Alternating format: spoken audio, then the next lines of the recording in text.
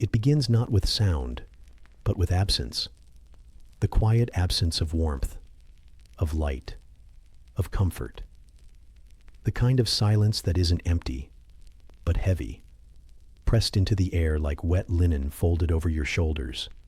You lie still, breath catching in the raw corners of your throat. It rises in thin plumes, vanishing into the black above you. The room, if it can be called that, is barely more than a chamber wrapped in stone and memory.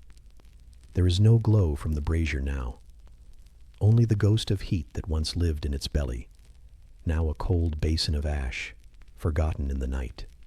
The blanket, thin, coarse, never enough, weighs nothing, draped over your chest like the echo of a promise. Somewhere under it, your limbs curl against themselves. You've long stopped trying to stretch out in winter. Cold has taught you to collapse, to conserve, to shrink yourself into a shape that keeps the cold on the outside, though it always finds a way in. The cushion beneath you, stuffed with straw that smells faintly of mold and time, rustles when you shift. One dry, whispering protest. It's always slightly damp, never fully dry, no matter how many mornings you leave it near the hearth. Moisture lingers in these walls like a tenant who refuses to pay rent. You exhale, slowly. Your breath fogs the air, then disappears like every warm thought you try to keep in your head. Nothing stays. Not here. Not in Roman winter. Somewhere nearby, behind a frayed linen curtain that doesn't quite close, your sibling sighs in their sleep, or groans. It's hard to tell. They've curled tightly, cocooned in every layer they could steal, a pale foot poking out from under the tangled fabric. You consider waking them, just to remind yourself someone else is enduring this too. But you don't. You never do. Misery is always shared here, whether spoken aloud or not. Your nose is numb. You hadn't realized it until now. You touch it lightly with the back of your hand. Cold on cold. A strange comfort in matching textures. You try flexing your fingers, but they've stiffened during the night, curled gently like leaves left out in frost. You clench them slowly, one by one. It makes no difference. They're colder after moving. Above you, the ceiling drips, soft, persistent. A sound like forgotten tears, condensation, or meltwater from the roof tiles overhead. There's always a crack somewhere. Water always finds a way through. You once tried placing a dish beneath it to catch the drops. Now you just let them fall. Rhythm becomes company in a house that does not speak. You shift again, and this time, the wool of your tunica scrapes your skin. Coarse, unyielding. You hate it, but you need it. That scratch against your ribs, your neck, your shoulders. It's proof you're still wearing something, still trying. Your feet remain hidden. You're not ready to face them yet. They've burrowed somewhere near the end of the blanket, wrapped in yesterday's socks. Still damp from your last trip to the courtyard latrine. You told yourself you'd dry them. You didn't. No one does. They hang, stiff and resigned, on the same wooden peg as your dreams. And still, you lie there, waiting for nothing, really. There is no sunrise worth watching. The light comes gradually, but it never lifts the cold. It just turns the black into gray, makes the mildew visible again, outlines the cracks in the wall that no one will seal. You remember once hearing that wealthier homes have heated floors, that some senator somewhere wakes to the warmth of pipes, puffing hot air beneath his polished mosaic. You wonder what that feels like. To walk barefoot and not cry out. To sit on stone and not feel like it's stealing something from you. But you don't dwell. Longing uses energy. And there isn't much to spare. The room smells of old fires and older skin. Smoke that never truly left. Sweat that never truly dried. There is a sourness to the air. But it's familiar now. Like the way you know which floorboard creaks, or which breeze brings the smell of the tannery from across the alley. It's part of the landscape of your life, unpleasant, but expected. You run your fingers along the hem of your cloak, worn to threads in places, still stiff with the salt of yesterday's walk to the baths. You didn't make it inside. They'd closed early. No heat, they said. Hypocaust broken again. You'd stood in the doorway, pretending you hadn't really wanted to go, pretending you liked the cold. Your stomach aches a little. You're not hungry exactly, just aware that you haven't eaten since yesterday afternoon, that there is still half a heel of barley bread tucked in a cloth by the door, but it's too hard to chew cold and too dry to soften with spit. So it waits, like you. A faint scratching echoes from beneath the floorboards. A mouse, or maybe a rat. You imagine it warm and plump, tucked into some dry straw, hoarding stolen crumbs. You feel a strange kinship, both of you creatures of the cold, both of you trying to stay still enough to survive. A breeze touches your cheek, thin and sudden. You look toward the shutter. It's slightly ajar, warped at the hinges. Through the gap, you glimpse the street beyond, a blur of gray, mist or smoke, maybe both. The neighbor's goat bleats somewhere nearby. Not loud, just one soft sound, a reminder that something out there is still moving. You consider standing. You consider it the way you might consider leaving a lover you've grown used to resenting, with guilt, with reluctance, with dread. To stand means to expose, to leave the fragile warmth you've managed to hoard and give it back to the air. You push the blanket aside. It peels off your skin like a second layer of cold. The floor beneath your feet is wet. Always. Not puddled, just soaked. Like the walls have been weeping, and the tears have nowhere else to go. Your knees crack when you rise. A small rebellion. Your spine follows suit. You balance slowly, uncertain whether the rush of blood to your head will bring light or darkness. For a moment, the room tilts, then stills. Your sandals sit by the hearth, still damp. They always are. You nudge your feet into them without looking. The straps are stiff with frost, and the soles stick to your heels. You will walk through another Roman winter in these, again and again, until spring arrives or your will fades. You cross to the door, and the draft meets you there. Familiar, hungry. It slides under the threshold and up your tunic. You shiver, not violently, just enough to know your body is still trying. The courtyard beyond waits in silence, but you remain inside for just one moment longer, letting the cold settle deeper, letting the scent of ashes cling to your tunic, letting the ache in your feet map itself into memory. You glance once more at your sibling, still sleeping or pretending, still clutching their threadbare blanket like it could answer a prayer. You almost envy them, but you don't. There is no winning in winter, only waiting. And so, you stay still for a moment longer. The breath you've just released still hovers in the chilled air, thin, silvery, like it's unsure where to go. The fire has dimmed again. It always does. Fires here never roar. They whisper. They retreat. You shift your weight, quietly, careful not to wake the straw beneath you. It creaks anyway, announcing your movement like an old floorboard with a personal vendetta. The stone wall at your back has not warmed in the night. It rarely does. Its chill sinks into your shoulder as if to remind you that your body heat is temporary, that it is stronger, older, patient. Your foot brushes something beside you, a folded tunic, still damp from yesterday's mist, pressed into the corner to dry. But nothing dries here. It just changes temperature, from cold to colder, from damp to slightly less damp. You draw it toward you anyway, not for warmth, but for the small weight of it. A reminder that you once tried, that someone once washed it. The wall's texture is rough beneath your fingers, not cracked, too solid for that, but uneven, blunt, unsympathetic.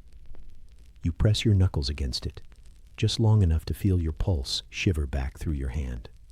Somewhere above, a drop falls. You don't flinch.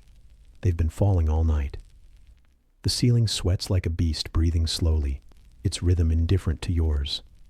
The drop lands on your thigh with a soft tap, like a reminder that everything here leaks. Walls, ceilings, bodies, time. You pull your knees closer. They groan in protest, aching in the way knees do when they've held cold for too long. Your joints feel as though they've been dipped in ash and folded into themselves. You try to stretch them, just a little, and the motion echoes inside your bones like a door creaking open on a room no one visits. The corner where you sleep is dark even now, even though the sun, somewhere, has risen. But the sun is not for you, not yet.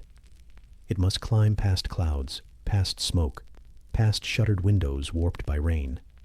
It must decide whether today is worth reaching. Most days, it does not.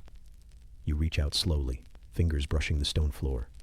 It is wet, not from spill or accident, but by design.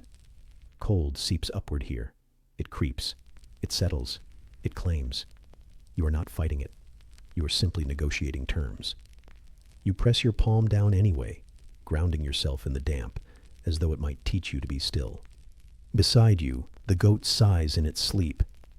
You've never heard an animal sigh until you lived here. It is a sound so human it startles you. A long nasal exhale, thick with resignation. You don't look. You know its eyes are half-lidded, its body curled like punctuation at the edge of your space. It smells faintly of hay, and something older, something stubborn. It is the warmest thing in the room. Your sibling stirs under their heap of cloaks and silence. You hear the shift before you see it. Wool against wool, cloth against breath. A small grumble. They do not speak, not now, not often, but their discomfort is loud in its own way. A cough, a shuffle, a wet sniff that seems to echo off the walls and returns sadder than it left. You don't move toward them. You've learned your radius. Too close and you steal heat. Too far, and you lose yours. There's a calculation in every inch of this room. You exhale softly and let your back settle against the stone again, letting its cold teach your spine something about patience. You think vaguely of rooms with insulation, of thick-walled buildings that don't hiss in the wind. But it's a dream more than a memory, and it scatters quickly as another drip lands. This one on your ankle. It feels like a small lie, brief, cold, and persistent.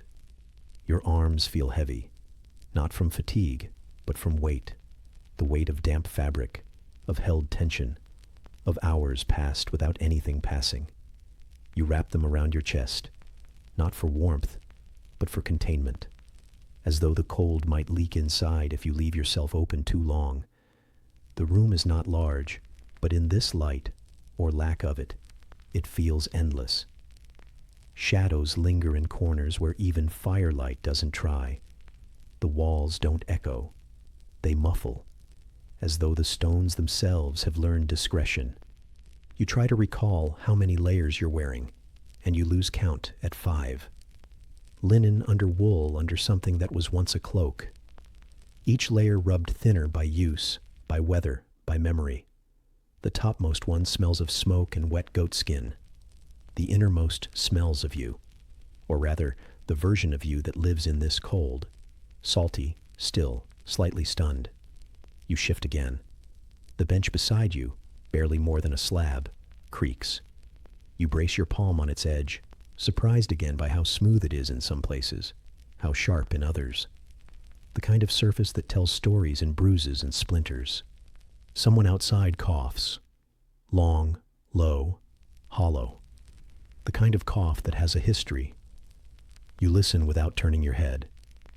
You imagine the shape of their back, the angle of their shoulders. You don't know their name, but you know their cough. That's enough. The fire in the brazier across the room has shrunk to a whisper. It's alive, but resentfully so. It has no interest in your comfort. You could add fuel, but you don't. Not yet. You're holding still for now, learning again how to be a body that waits. The cold is no longer sharp. It's rounded, like a worn stone pressed into your bones. It moves slowly, politely. It gives you space to think, but not too much. You let it in, just a little. Enough to remind you who's in charge. You glance toward the shutters, not expecting light, but out of habit. The gaps are narrow, packed with cloth and resignation.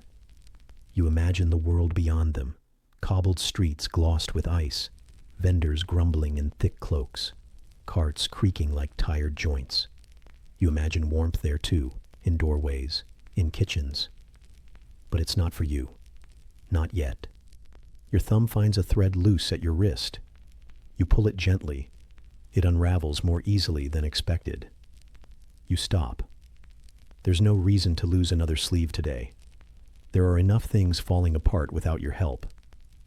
The goat shifts again. Its ear flicks against your shin. A soft, wet noise follows. You don't move. You're grateful for its presence, for its insistence on staying. It could wander. It doesn't. It knows this spot is best. Not good, not warm, but best. The cold settles differently now. Deeper, less biting. More like a lullaby hummed in a minor key. You don't resist. You let it sing its slow, aching tune. You match its tempo. You let your jaw go slack, your shoulders lower. You think, very briefly, of a future where this is a story, a past endured, a hardship remembered. But the thought is too sharp, too hopeful. You let it dissolve. The stone wall presses gently against your spine again, a teacher with no patience for dreams. Another drop falls. You don't flinch. You simply close your eyes. The walls breathe with you. The goat sighs once more. Your sibling shifts in their sleep. The fire hisses like a tired whisper. The floor greets you first, not with warmth or softness or even polite neutrality, but with something colder than memory and harder than regret. You shift your weight and feel the unforgiving press of stone through the frayed mat beneath you. The woven fibers, once a comfort, now seem to have flattened themselves in surrender, offering no resistance to the bone-deep chill pressing upward. You press your hand to the ground beside you. It doesn't feel like it belongs to a home. It feels like the threshold of something ancient and disinterested. A slab of history that neither notices nor cares that you're trying to survive on top of it. The fire is behind you, somewhere, barely whispering. Its embers long since gave up on spreading warmth beyond their shallow nest of ash. And the floor, cruel in its honesty, keeps that secret well. Cold seeps in not in waves, but in whispers, crawling across your calves, along the arch of your back, curling in the space between shoulder blade and spine like a particularly judgmental ghost. You shift again, and the soles of your feet remind you, through aching numbness, that they were the first to suffer. The hard stone holds the cold like a priest holds a secret, tightly, deliberately, and forever. Somewhere nearby, a board creaks beneath someone else's elbow. You hear a mutter. Your sibling again, wrapped in too many cloaks and not enough silence. Their breath is thick and regular, a soft huff through chapped lips. You envy their sleep, even as you resent the space they've claimed near the better part of the fire. But even there, so close to flickering coals that your eyes sting when you glance that way, there's no real mercy. The cold comes from below, always from below. The Roman floor is nothing if not consistent, tiled if you're lucky, cracked and weather-pocked if you're not. Yours is mosaic, at least that's what they tell you. Tiny squares, meant to dazzle visitors in summer, now simply offer 1,000 tiny edges for the cold to hide between. 1,000 frozen coins beneath your knees. You try to pull your cloak tighter, tucking it beneath your thighs, but the cloth has gone stiff. Not frozen, not wet, just exhausted. The kind of tiredness fabric gets when it's absorbed too many nights of sweat, steam, soot, and shivering. You adjust your posture again. The movement is loud in this stillness, straw rustling beneath your elbows, the faint drag of cloth on stone. Every shift echoes like disobedience in a sacred place. And in a way, it is. You're asking comfort from a place built not to give it. The Roman floor was made to impress, to last, to speak of strength and empire and eternity, not to coddle your bare feet in the middle of a bad winter, not to absorb heat, not to give. You rest your head against your bundled arm and try not to think of the radiant warmth that lies under modern floors, somewhere far into the future, a future where warmth flows from beneath, like a miracle. Here, it flows away. Every scrap of body heat you build is stolen, greedily, by the stone beneath you. So you endure.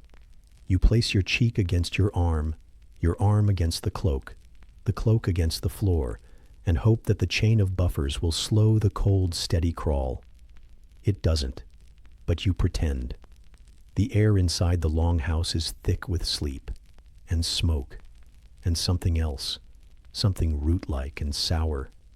It's the smell of human breath meeting ancient stone over and over with no escape. The walls are too proud to let the stink out, or the warmth. They trap everything, mostly the cold. You think about layering, how every extra tunic is really just a delay, a distraction. You can't insulate from beneath. The floor always wins. There's a small pile of firewood stacked near the door. It's wet. Of course it's wet. The logs hiss when they touch the fire, steaming with frustration. One snapped earlier, sending a brief shower of sparks across the mosaic like fireflies that didn't know how to fly. One landed on your toe. You barely felt it. Above you, the rafters groan. Wind pushes against the roof. The floor doesn't notice. It's indifferent to weather. That's its cruelty. The wind might pause. The fire might rise. But the floor? The floor is always cold. You stretch your legs. The stone beneath your knees presses back. 1,000 tiny knives in slow motion. You curl again, folding into yourself. But there's no perfect position. There's just less bad. At the edge of the room, someone coughs. A dry sound, like bark against bark. You wonder if they're awake or dreaming, or if the cough is just something their body does now, like yours does this slow dance with frostbite every morning. You dream sometimes of warmth rising from below, not in fires, but in waves. Heated floors, like soft plates beneath your feet. A bath for toes. A miracle. You dream of that when the tiles are particularly cruel, when the cracks bite your heels and your knees burn, not from heat but pressure. But there are no miracles here, only dust, and time, and floor. You press a palm to the stone and hold it there. A test. Still cold. Always cold. You close your eyes and try to pretend it's water. Ice water. A bath in winter. Something noble.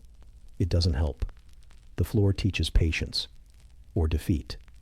Maybe both. The goat shifts again. Its breath fogs the air in little ghost clouds. You listen to its chewing. Slow, determined. Like someone trying to ignore how bad things really are. Your fingers ache, not from use, just from existence. You curl them in, fists against your chest, shoulders hunched. The floor pushes up into your spine.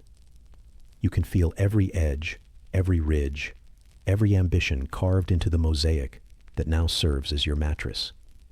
You think of leaving, standing, walking, but you know the air above the floor isn't better, just different.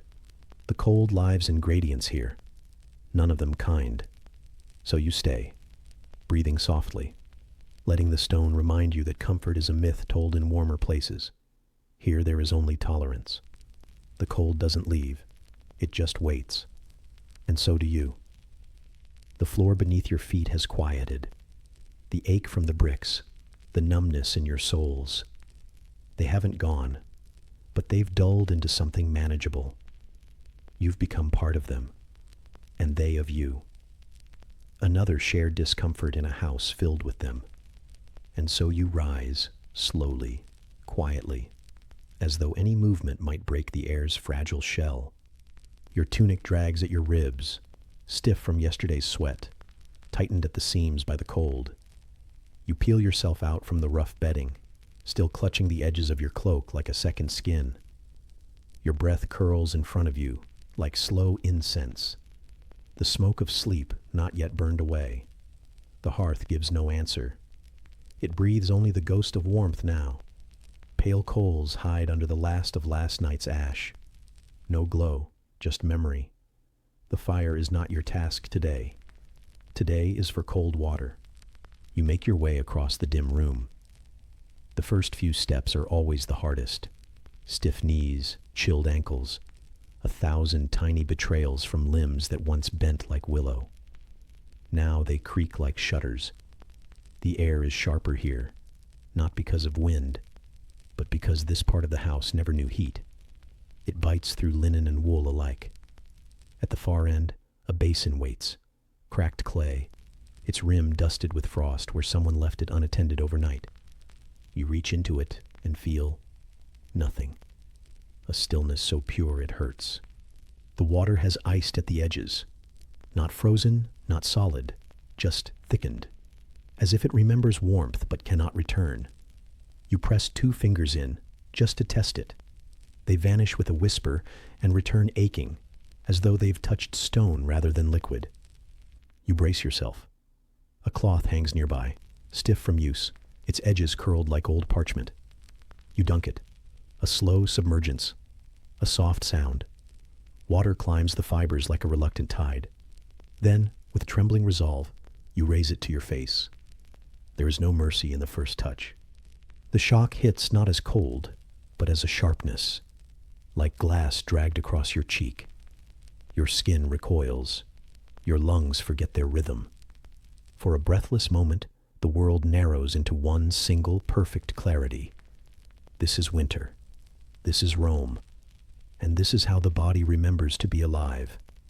You squeeze the cloth against your neck. It clings. It drips. The drops run down your collarbone, carving cold rivulets like ancient aqueducts channeled across your bones. Behind you, someone coughs. A quiet, deep sound. Not new, not alarming. Just a reminder that you're not alone.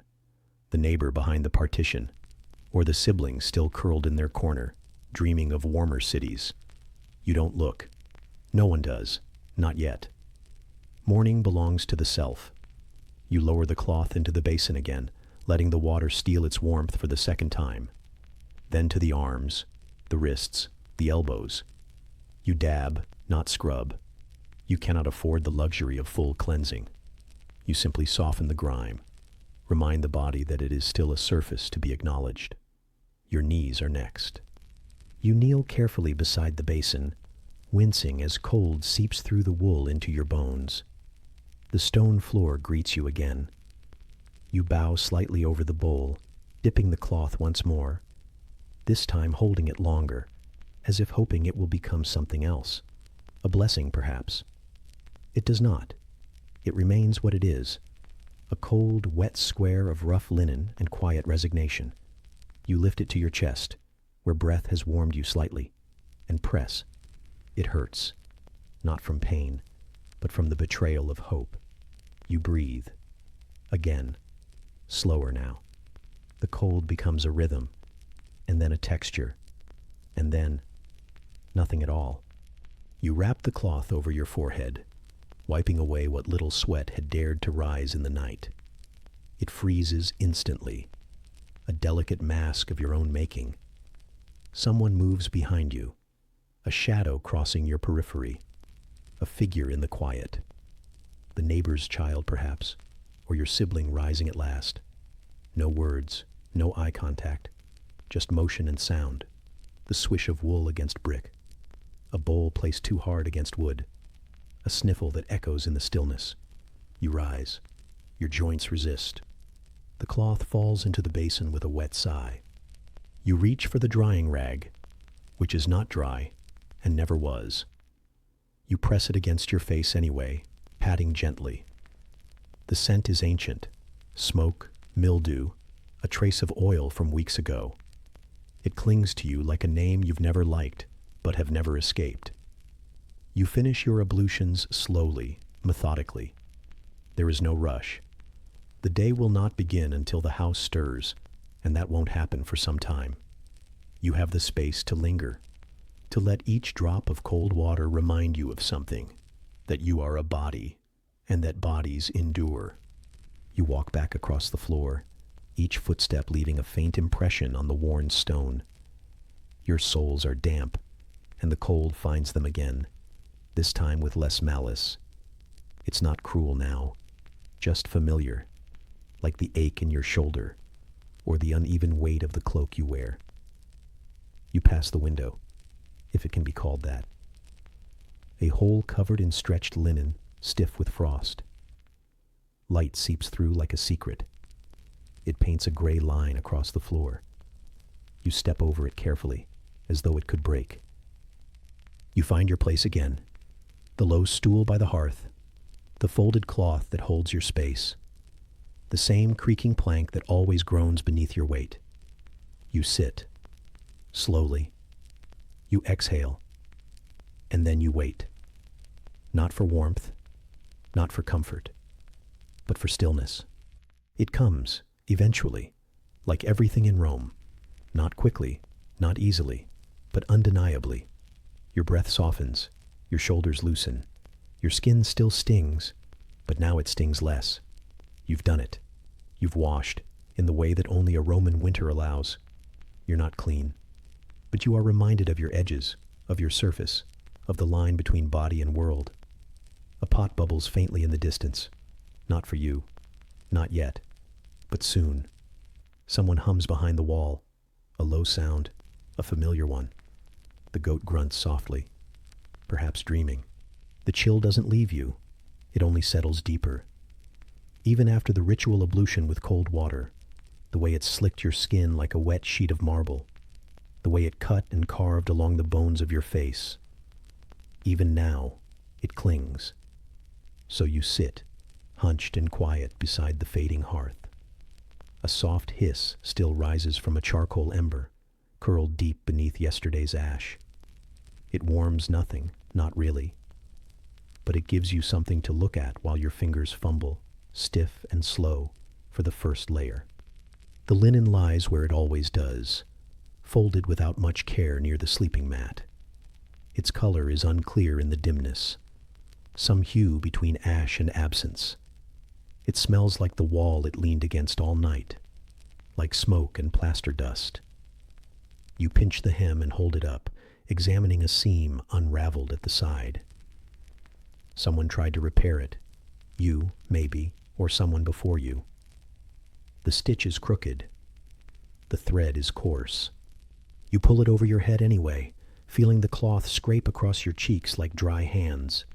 It slides reluctantly down your arms, tugging over joints that don't quite want to bend this morning. Your shoulder protests.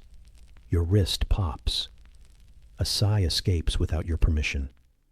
The linen clings, already damp from the air, and cold in that honest way only fabric can be.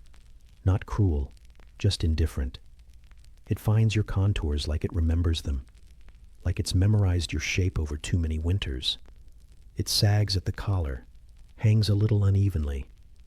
You tug it into place. It will do. Your sibling shifts behind you. A snore dissolves into a muttered word you can't understand. You don't turn. You know their sleeping breath by now. The half-choked wheeze, the whistle at the end, like a kettle that never quite boils. You reach for the second layer. Wool this time. Coarse. Heavy. It smells of lanolin and something deeper. The stale ghost of old sweat, maybe, or the musty breath of a storage chest that doesn't quite seal. You lift it with both hands, letting its weight drape over your forearms. It swings, sluggish and damp. It's the color of shadow. This tunic has lived through years. You can feel it in the shape. The elbows are thinned to threadbare transparency. The cuffs are fraying. The hem is stiffer on one side, where it's been scorched too close to a brazier long ago. You remember dimly. Someone laughed that night. Someone sang. Strange how warmth used to mean company. Now you hoist it overhead, and the collar sticks partway down, catching on your ears, twisting. You bend, flail slightly, you nearly fall. A muttered curse, silent and internal, slips past clenched teeth. The wool finally settles.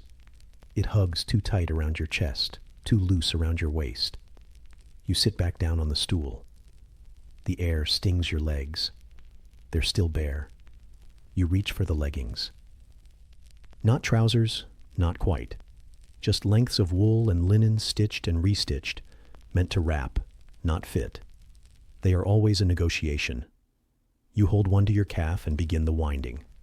Over and under, tight, then tighter. Each rotation pressing warmth into the hollow between shin and skin, but also squeezing breath from the limb itself. Your fingers shake. Not from weakness, not entirely. Just the fine tremor of someone who has not been warm in weeks. When you finish tying the second, your knees ache from bending. You straighten slowly, vertebrae unspooling like reluctant rope. A cough echoes from the far end of the longhouse. Not close, not alarming.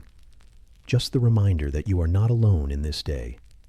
A wall separates you from it, but not well. Every sound carries in this place. Every gesture is heard in the grain of the wood. You pull the belt next. Leather, cracked and softened from years of use. It wraps twice. You tug it snug and feel the wool shift, settle. It anchors the sagging tunics against your body like a promise to stay standing. The cloak comes last. You dread it a little. It hangs like a wet animal from the peg. The rough spun wool stiffer at the corners, soaked through at the hem. You take it anyway. Lift it over your shoulders. It's heavy. With moisture, with time, with the accumulated weight of many mornings like this one. It smells like everything. Fire, rain, the goat who brushed against it last week. You fasten it at your throat with a simple tie. The knot slips once, then holds. You feel the wool press against your collarbone like an accusation. You bear it. The cold still finds the spaces in between, at the wrists, along the spine, behind the knees, no matter how many layers. The chill lives inside the seams. You glance toward the goat as you shuffle toward the door. She's curled beside a pile of straw, eyes half-lidded, chewing without urgency. Her breath fogs the air in small bursts. She watches you. She always does. You nod to her. She doesn't nod back, but you feel seen anyway. Your foot slides into the boot. Rough leather, stiff sole, a pebble still inside from yesterday. You shake it out. Try again. It still doesn't feel right, but you settle for less than comfort. You always do. You wrap your hands in cloth next. Not gloves exactly, just strips. You tie them at the wrists. The fingertips remain bare, so you can grip the water pails later. So you can feel the heat of the fire, if it ever reaches that far. You flex once, twice. The bones crack, quietly. Your sibling stirs again. This time, a grunt. Then silence. You hear the scratch of straw as they roll over. The day has not yet claimed them. You envy that, but only briefly. You stand again, now fully dressed, in linen, in wool, in the accumulated fatigue of many dawns, and you breathe. A long inhale through chapped nostrils. A slow exhale that mists the air in front of you. The cold has not left you, but you are wrapped against it, not defeated, not victorious, just muffled, cushioned in discomfort. You turn toward the door, the fire guttering low at your back, the straw rustling faintly beneath the mat. And as you step forward, feeling the weight of wool pull slightly at your neck, you listen to the soft brushing of your own feet across the floor. A sound like patience, a sound like forward. The fire has quieted behind you, its warmth now a distant memory fading beneath your skin. The bowl in your lap is long empty, and the taste of watery porridge has dissolved into the quiet hiss of drafty breath. You shift where you sit, the fabric of your tunic rasping against rough skin, and as your back pulls away from the heat-banked hearth, the chill creeps in again. Silent, expectant, familiar. You stand, slowly, limbs resisting, wool wrapping around knees like wet bandages. It's time to test the hypocaust. It's never a good time, really, but it is what's meant to pass for Roman ingenuity. An idea, carved into brick and rumor. Heat that rises from the earth, whispers beneath the floor, blesses the soles of your feet. A promise made by stones and smoke. Today, you decide to believe it again. The corridor echoes faintly under your steps, wooden clogs tapping dull rhythms against the stone as you make your way toward the only room that dares call itself warm. Your breath rises in clouds, lingering a moment too long before fading into the still, brittle air. Behind you, the longhouse murmurs with the sounds of scraping bowls and resigned chewing. Ahead, the stone passage waits. You step into the small chamber slowly, as if entering the idea of heat rather than its presence. There is no flame, no glow, only the memory of something having once worked. The walls sweat faintly, trickles of condensation running along their chill, damp surfaces. Beneath the stone floor, the hypocaust slumbers. Somewhere deep below, if the wind has not bullied the flues shut, a fire may still be smoldering. But its presence is theoretical. You lower yourself onto the broad bench near the wall, the stone biting through your layers. A hiss escapes your lips. Not pain exactly, but something adjacent. Cold like honesty. You rest your palms flat on the seat beside you. It's not warm. Not exactly. But it isn't ice. That passes for luxury. The hypocaust breathes in strange rhythms. Not heat, but a kind of not cold that rises in confused wisps through the floor's underbelly. You feel it, perhaps. Or you convince yourself you do. A pulsing stillness. Not warmth, but the shape of where warmth might be if the world were slightly kinder. Your toes curl in your boots, damp fabric rubbing your skin like sanded parchment. The soles have softened from morning chores, and now whisper wetly as you shift your feet. You unlace one and peel it back. Steam rises briefly, a pale ghost of body heat escaping. You stretch your toes across the tiles, waiting for some spark of sensation to return. It does not, but you keep them there anyway, as though proximity might teach the floor to remember its purpose. In the corner, the walls sweat thicker now, perhaps where the pipes curve closest to the surface. You inch toward it, placing your palms flat against the stone. It's damp, faintly yielding, like chilled flesh. You stay there. You imagine the heat is buried just beneath your fingertips, trapped like a reluctant spirit. Someone coughs nearby, not in the room, beyond it. A familiar rhythm. The neighbor. Again. You can almost hear the phlegm rattle. You hope the hypocaust does more for them than it does for you. You hope, idly, their feet are warm, that their air is less sharp. You know it's not. You shift your legs and rest your back against the bench's wall. It's slick. The condensation has begun to soak through your cloak. You don't move. This is what it means to sit in Roman innovation. It leaks. A flicker of warmth, so faint you might have imagined it, passes beneath your thigh. A traveling sigh of air, warmish. You don't react. It's too brief to believe. But you tuck the moment away like a coal in ash. Maybe the system is working. Maybe someone stoked the fire below. Maybe heat is coming. The ceiling above you is cracked, soot-stained, and sagging slightly in the middle. You stare at it. You think of breath rising, of warmth climbing up and hitting that roof, too feeble to linger. You think of the builders, long gone, who thought a suspended floor might solve the ache of winter. You wonder if they ever sat here and waited, barefoot, for their own invention to whisper heat back to them.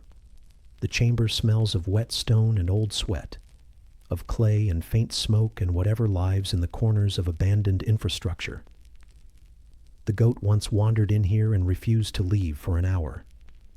Perhaps it too sought comfort. Perhaps it understood better than you that the warmth was never real. You pull your other boot off. Let your heels rest on the tiles. It's not warm, but it isn't cruel. You'll accept that. You'll memorize it. Your skin is pale from cold, tinged blue around the toes. You press them against the floor with steady pressure. If they're going numb, they might as well go down fighting. Somewhere below, a crack of settling brick echoes like a sigh through the chamber. You imagine the fire shifting or failing, or simply choosing to burn sideways instead of up. Maybe the wood is too wet. Maybe the flues are blocked. Maybe the man who tends it slept in. You don't blame him. You wrap your cloak tighter and huddle deeper into yourself, shaping your limbs around your torso like punctuation marks of resignation. The cold isn't trying to kill you. It's just doing its job. And so are you, sitting here, remembering what warmth was, dreaming that the stones beneath you might one day remember too. The hour slips by in silence, not the comfortable kind, the thick, heavy kind. You think of your sibling, who once swore this room worked better at night. You consider returning then, but that means coming back, peeling off your boots again, lowering yourself onto these same damp stones. You let the idea melt away.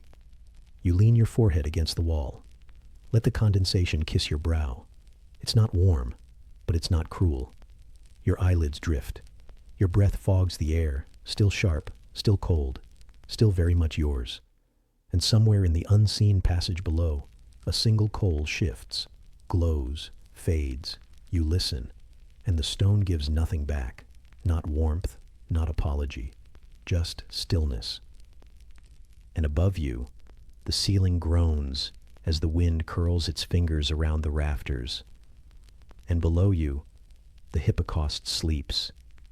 And in your chest, somewhere beneath the wool, a small ember of acceptance burns just faintly enough to hold you together.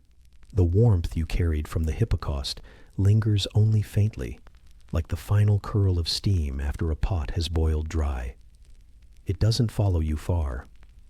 The air turns bitter again the moment you step out of your corner. You tug your cloak tighter, as if the memory of heat could stretch a little longer. But it doesn't.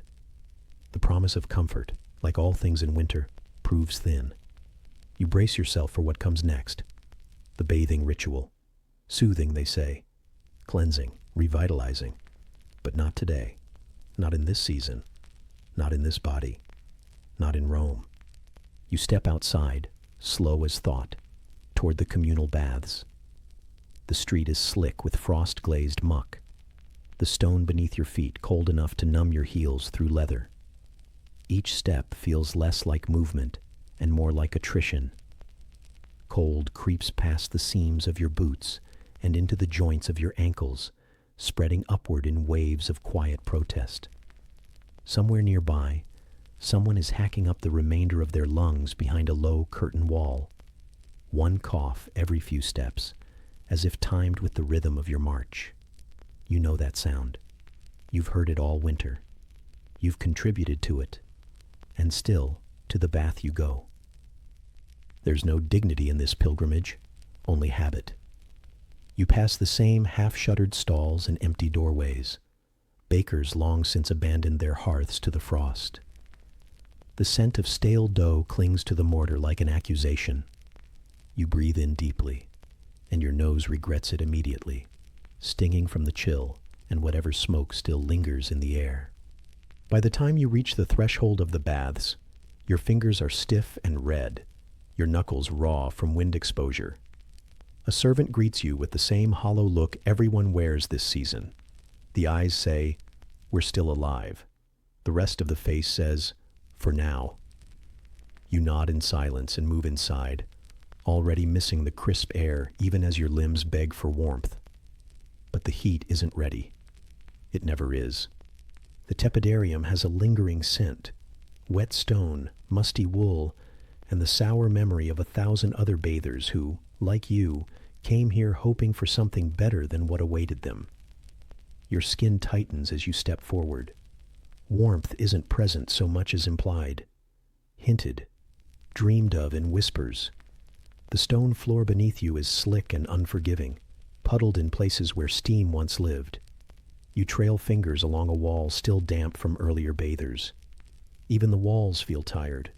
Like everything else, they have given what they could and now sag with disappointment. You find a bench and peel away layers of wool and linen. Each one peels like bark. The innermost tunic sticks slightly, damp from yesterday's sweat that never quite dried. You let it fall to the stone with a soft slap, then pause, bare, shivering, exposed. The room doesn't care. Gooseflesh rises over your limbs before you even reach the frigidarium basin. You grit your teeth and step forward, each movement a small rebellion against the cold. Your feet hit the water first, icy, biting, immediate. You step further. You lower yourself slowly. The pool welcomes you with a silence that feels more threat than invitation. Your muscles clench and shiver beneath the surface. You force yourself to breathe. You feel the air leave your lungs in stutters, your chest squeezing into itself as if to shield the bones from collapse. You remain, because this is what you do. The chill sinks into you, not just on your skin, but deep in your thoughts. Memories freeze here. Time slows. You listen to your own breath, shallow and echoing against stone. Every movement sends ripples outward, soft lapping sounds that never quite reach the far edge of the basin. There are others here, shadows in the steam. They move like ghosts through half-light, silent as sleepwalkers. One old man rubs oil into his arms, though you suspect it's more habit than function. Nothing soaks in. Everything skims the surface, and the cold waits underneath. A boy near the corner slips. His shout rings against the domed ceiling, brief and sharp. Then silence again. You watch as he hurries to rejoin the warmthless crowd. No one helps. There's no energy for charity in a Roman winter. Eventually you move to the caldarium, where the warmth is supposed to be real. The steam here rises in sluggish curls. It carries the sense of old sweat and something bitter, burnt oil perhaps. You lower yourself onto a stone ledge, hands pressed flat beside your thighs, and feel the dampness leach into your bones. The warmth is uneven, lopsided, like being half bathed in sunlight and half in shadow. One side of your body begins to uncoil. The other stiffens further. You close your eyes and tilt your head toward the heat source. You imagine what it might feel like to truly thaw, to loosen all the way through, from muscle to marrow. Instead, your foot cramps. You stretch it, softly, slowly. The ache pulses upward, a reminder of yesterday's labor and tomorrow's promise of more. Even at rest, your body is still in negotiation, still deciding what pain to keep and what to forget. You listen to the dripping of condensation from the ceiling, each drop a metronome, measuring this cold luxury one tick at a time. Behind the wall, someone clears their throat. You hear water being ladled, the scrape of a cup against tile. A whisper, maybe. A sigh. You exhale through your nose and let it hang there, mist mingling with mist. After what might be 10 minutes or a lifetime, you stand again. You reach for your cloak. It hasn't dried. It hasn't even warmed. It clings to your shoulders like penance.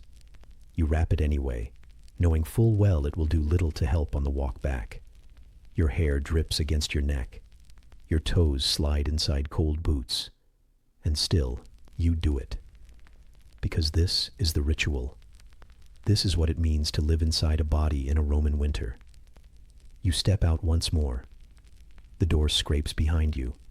The world rushes in again, all frost and fog and bitter breath.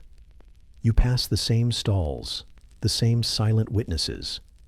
The bath has made you neither cleaner nor warmer, only slightly more aware of your own skin and the way it remembers everything. You reach the longhouse, step inside. It smells of goats and smoke and sour broth left too long on the coals. You inhale it like air. Someone shifts beside the hearth. Blanket rustling, cough stirring embers. You fold yourself onto the straw, cloak heavy and damp on your back. You're no warmer, but you've done it. That counts for something. And as your fingers curl once more into your sleeves, and your eyes trace the smoke curling up into the rafters, the last drip from your temple hits the straw with a sound almost like a question. The bath's warmth never really stays. It clings for a moment, then evaporates into the winter haze like steam against cold marble. As you step out beneath the gray veil of the Roman sky, your skin barely dry, your bones seem to seize the absence, gripping tight to the chill as if to punish you for indulging. The bath was not comfort, not truly, just a fleeting illusion. Now, the world welcomes you back with wet stone and wind that snakes beneath your tunic, like it knows exactly where to find the barest skin. Your sandals slap softly against the broken paving stones, slick with last night's rain, or perhaps this morning's mist. It's always damp in these streets, not wet in the way of puddles or storms, but something slower, relentless. The kind of moisture that seeps through seams, hides in grout lines, lingers in corners, and waits patiently to climb up your calves. Your feet slide slightly with each step, a dance of uncertain balance. You've learned not to trust your footing here. The stones may look solid, but they hold no loyalty to your weight. You glance up as a shutter creaks above you. A figure leans from the ledge, dumping the contents of a basin into the street below. The splash lands just far enough away not to soak you, though you feel the spray graze your toes. No apology follows. Only the slow dragging of wood on rusted hinges as the shutter closes again, like a sigh turning its back on you. The alley narrows. The damp narrows with it. You can smell it now, earth and rot and something vaguely metallic, like coins gone soft in a forgotten purse. Somewhere to your right, a dog coughs, or maybe a beggar. In these streets, it's hard to tell the difference by sound alone. You wrap your cloak tighter, though the gesture is more habitual than helpful. The wool is already soaked at the hem, heavy with the memory of other streets, other errands, other mornings just like this one. You lift it a little, tucking it beneath your elbow. The movement exposes your wrist to the cold. It bites. There's movement near the fountain. A group gathered under the weak shelter of a decaying awning. Traders, perhaps, or neighbors, or just people hoping to borrow warmth from each other's proximity. You skirt them quietly, feet cautious on the moss-slick curve of the curb. No one speaks, just nods, half glances, the shared language of winter endurance. Your breath joins theirs, curling upward like a flock of pale birds startled from sleep. A cart creaks past, wheels catching and groaning in the ruts. The driver grunts, cloaked to the eyes, lashes flicking as if to warn the beast in the street and the sky all at once. You step aside to let him pass. The mule's hooves splash through the slush with a kind of resigned finality. No one rushes in Rome in winter. They only endure. A child darts from an archway, barefoot, chasing something that might be a stick or a dream. Their tunic flaps like a torn sail, wet and clinging. You watch the little figure disappear around a corner, and you wonder what warmth feels like when you're too small to remember summer. The mother's voice calls after them, a muffled command, half-hearted and late. A cough follows, then silence again. The street turns. You follow. The descent is steeper now, and your foot skids for a breathless instant before catching itself. Your palm scrapes the wall, rough brick slick with condensation. You feel moss under your fingers, not soft, but clammy, like pressing your hand to a cold sponge. The stone wall radiates no heat. It never does. Even in summer, these buildings breathe cold. You pass by doorways shut tight, thresholds slick with mildew, steps worn smooth by generations of feet equally unwilling. The clatter of distant pottery rings out behind one shutter, a faint clang of metal on metal, then the crack of a voice, sharp, quick, then silence again. Rome breathes like that, sudden, short, still. The wind shifts. A gust winds its way between buildings, pushing a curl of wet cloth from a nearby line into your path. You bat it away. It's not yours, but it clings for a moment like it could be. That's how everything feels in this city when winter lingers. Shared, stolen, never quite clean. Your path levels again as you near the lower quarter, where the streets hold more water and fewer promises. The stones glisten here, not with light, but with oil, or wine, or worse. You step carefully, remembering the last time you forgot and wore the city's bruises home. A goat watches you from a stoop, shoulders hunched, breath clouding the air in puffs. Its eyes follow your movement with a kind of tired wisdom, as if it knows this route too well to bother questioning it. You nod to it out of habit. It does not nod back, but it does not judge either. The gutter beside you murmurs. You glance down, but there's nothing to see but water and waste, winding together like reluctant companions. The smell follows. It's always a few steps behind, then suddenly ahead, then beside you, like a cruel echo. You hold your breath until it fades. It doesn't. You think of home, of the longhouse, of the hearth and the straw and the wool that still hasn't dried from yesterday's bath. You think of the sibling curled under too many cloaks, the neighbor who pretends not to watch, the cracked bowl beside the fire, the goat that still knows more than it should. You slip again, just enough to jolt your knee, but not enough to fall. Your foot catches, balances, steadies. You press onward. That's what winter in Rome asks of you. Not grace, not strength, just forward, just more steps, just wet stone and waiting. The wind finds your collar again, slides in, curls around your chest, presses you open like a scroll that never wanted to be read. You bow your head, tuck your chin, shorten your stride. Somewhere nearby, a market is beginning to mutter. Voices, low and resigned, rising like smoke from a wet fire. The scent of baked bread barely cuts through the fog. A tease, a promise, a reminder. You won't be buying bread today. Not that kind. Not that warm. Your hands are numb. You only notice when one curls too tight and refuses to uncurl. You flex your fingers slowly, one by one. They protest, then comply. That's enough. You reach the end of the alley. A wider street yawns open before you, filled with the soft sounds of feet and hooves and wheels. You pause before joining it, letting the rhythm wash over you like a tide of tired bodies moving through mud. A woman pushes past you, basket balanced on hip, scarf wrapped 3 times round her face. Only her eyes show. They don't meet yours. They don't need to. You're just another figure in the fog, another set of footprints in the grime. You step into the flow, feet sliding slightly, cloak dragging behind like seaweed. The wind follows. Of course it does. And somewhere behind the roofs and the chimneys and the smoke, the sun is trying. It reaches down in thin strands, touching rooftops with soft light that has no warmth. But it's trying. You don't look up. You walk.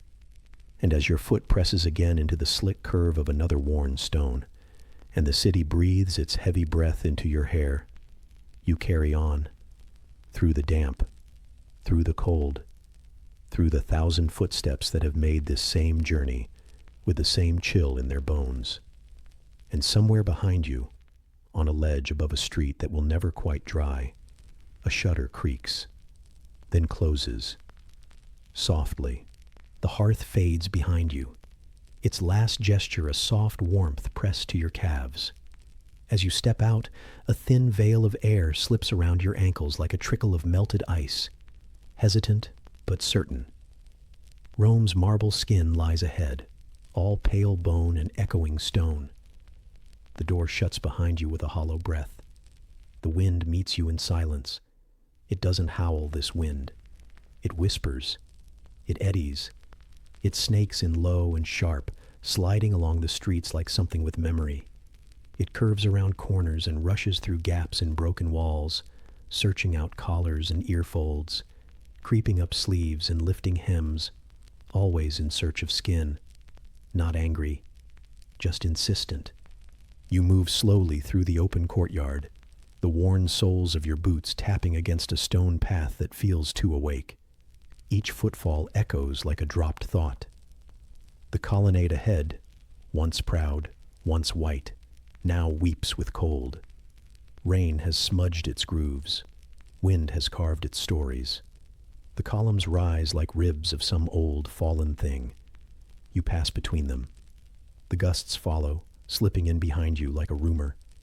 The space between each pillar becomes a test, a brief shelter, a briefer sting. And you sway in the rhythm of passing cold. To your right, a pigeon tucks itself into the crook of a carved capital, puffed up and unimpressed. Its feathers flutter faintly.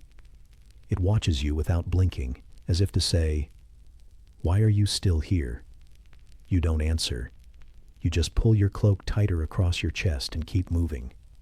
The wind finds its voice at the edges of the forum. Here, among the stones where arguments once rang, the silence has grown deeper than the past. Wind gathers here like gossip. It speaks not in howls, but in sighs that feel familiar, like the tired breath of your neighbor behind the wall, the one who coughed through the night and rose without complaint. There's a cart half frozen in place beside the steps of a temple, its wheels caked in slush, its handles draped in frozen rags. You pass it slowly, watching frost flake from the leather grips as the wind nudges them to dance. Everything in this city moves reluctantly in winter. Even the statues seem less certain of their posture. You pause beneath a broken archway where the wind funnels with precision. The air here bites in spirals, tugging your hair into your eyes, pushing your breath back into your throat. You shift to the leeward side, pressing your shoulder to chilled stone. Cold seeps into your layers. Not fast, but thorough. Like someone taking inventory of your warmth and quietly stealing what's left. Somewhere behind you, someone sneezes. Sharp, wet, human. You don't turn. It's safer not to. You keep your eyes on the uneven flagstones ahead, slippery with the residue of a week's worth of winter drizzle. Every step is a question. Every slick surface dares you to misplace your trust. The wind finds your ear again, curling in close, delivering a private note of disdain. You clench your jaw to keep it from entering fully, but it doesn't need much. It's already under your skin, in your joints, in that tender gap between the edge of your glove and the start of your sleeve. You pass a statue whose face has worn smooth with time. No nose, no mouth, just suggestion. It leans against its pedestal like it too is bracing for more cold. You nod to it, briefly. A shared suffering, a frozen kinship. Your hands ache now, not from use, but from being ignored. You tuck them into the folds of your tunic, feel the stiffness of your fingers, the slow throb of blood pretending to return. There's no fire out here, only movement, and the promise that if you keep walking, maybe the wind will grow bored and leave you alone. It doesn't. You reach the edge of the public baths, their outer walls flanked by scaffolding, their tiled roofs sagging with moss. You don't go in. You've seen what warmth costs inside. You've seen how it mocks more than it offers. You move on. A child darts past you, trailing laughter like a scarf. Too fast, too light, as if the cold hasn't yet caught their bones. You envy the resilience of small lungs and distraction. But you also know the wind is patient. It always catches up. There's a market stall ahead, abandoned for the morning. Its awning flaps lazily. One rope snapped, one corner dipped like a drunk shoulder. Underneath, wilted cabbages turn to slush beside a crate of stale fish, their eyes frozen in mid-thought. You smell them before you see them. Salt, rot, damp wood. The wind stirs the scent and carries it into your hood. You step away, breath shallow. The columns resume beside you, taller now, prouder, but no less cold. You run a hand along one as you pass. It feels like touching a memory, hard, icy, beautiful, indifferent. The surface is smoother than it should be, polished not by reverence, but by centuries of weather and wandering hands. Your feet are wet. You don't remember the moment it happened.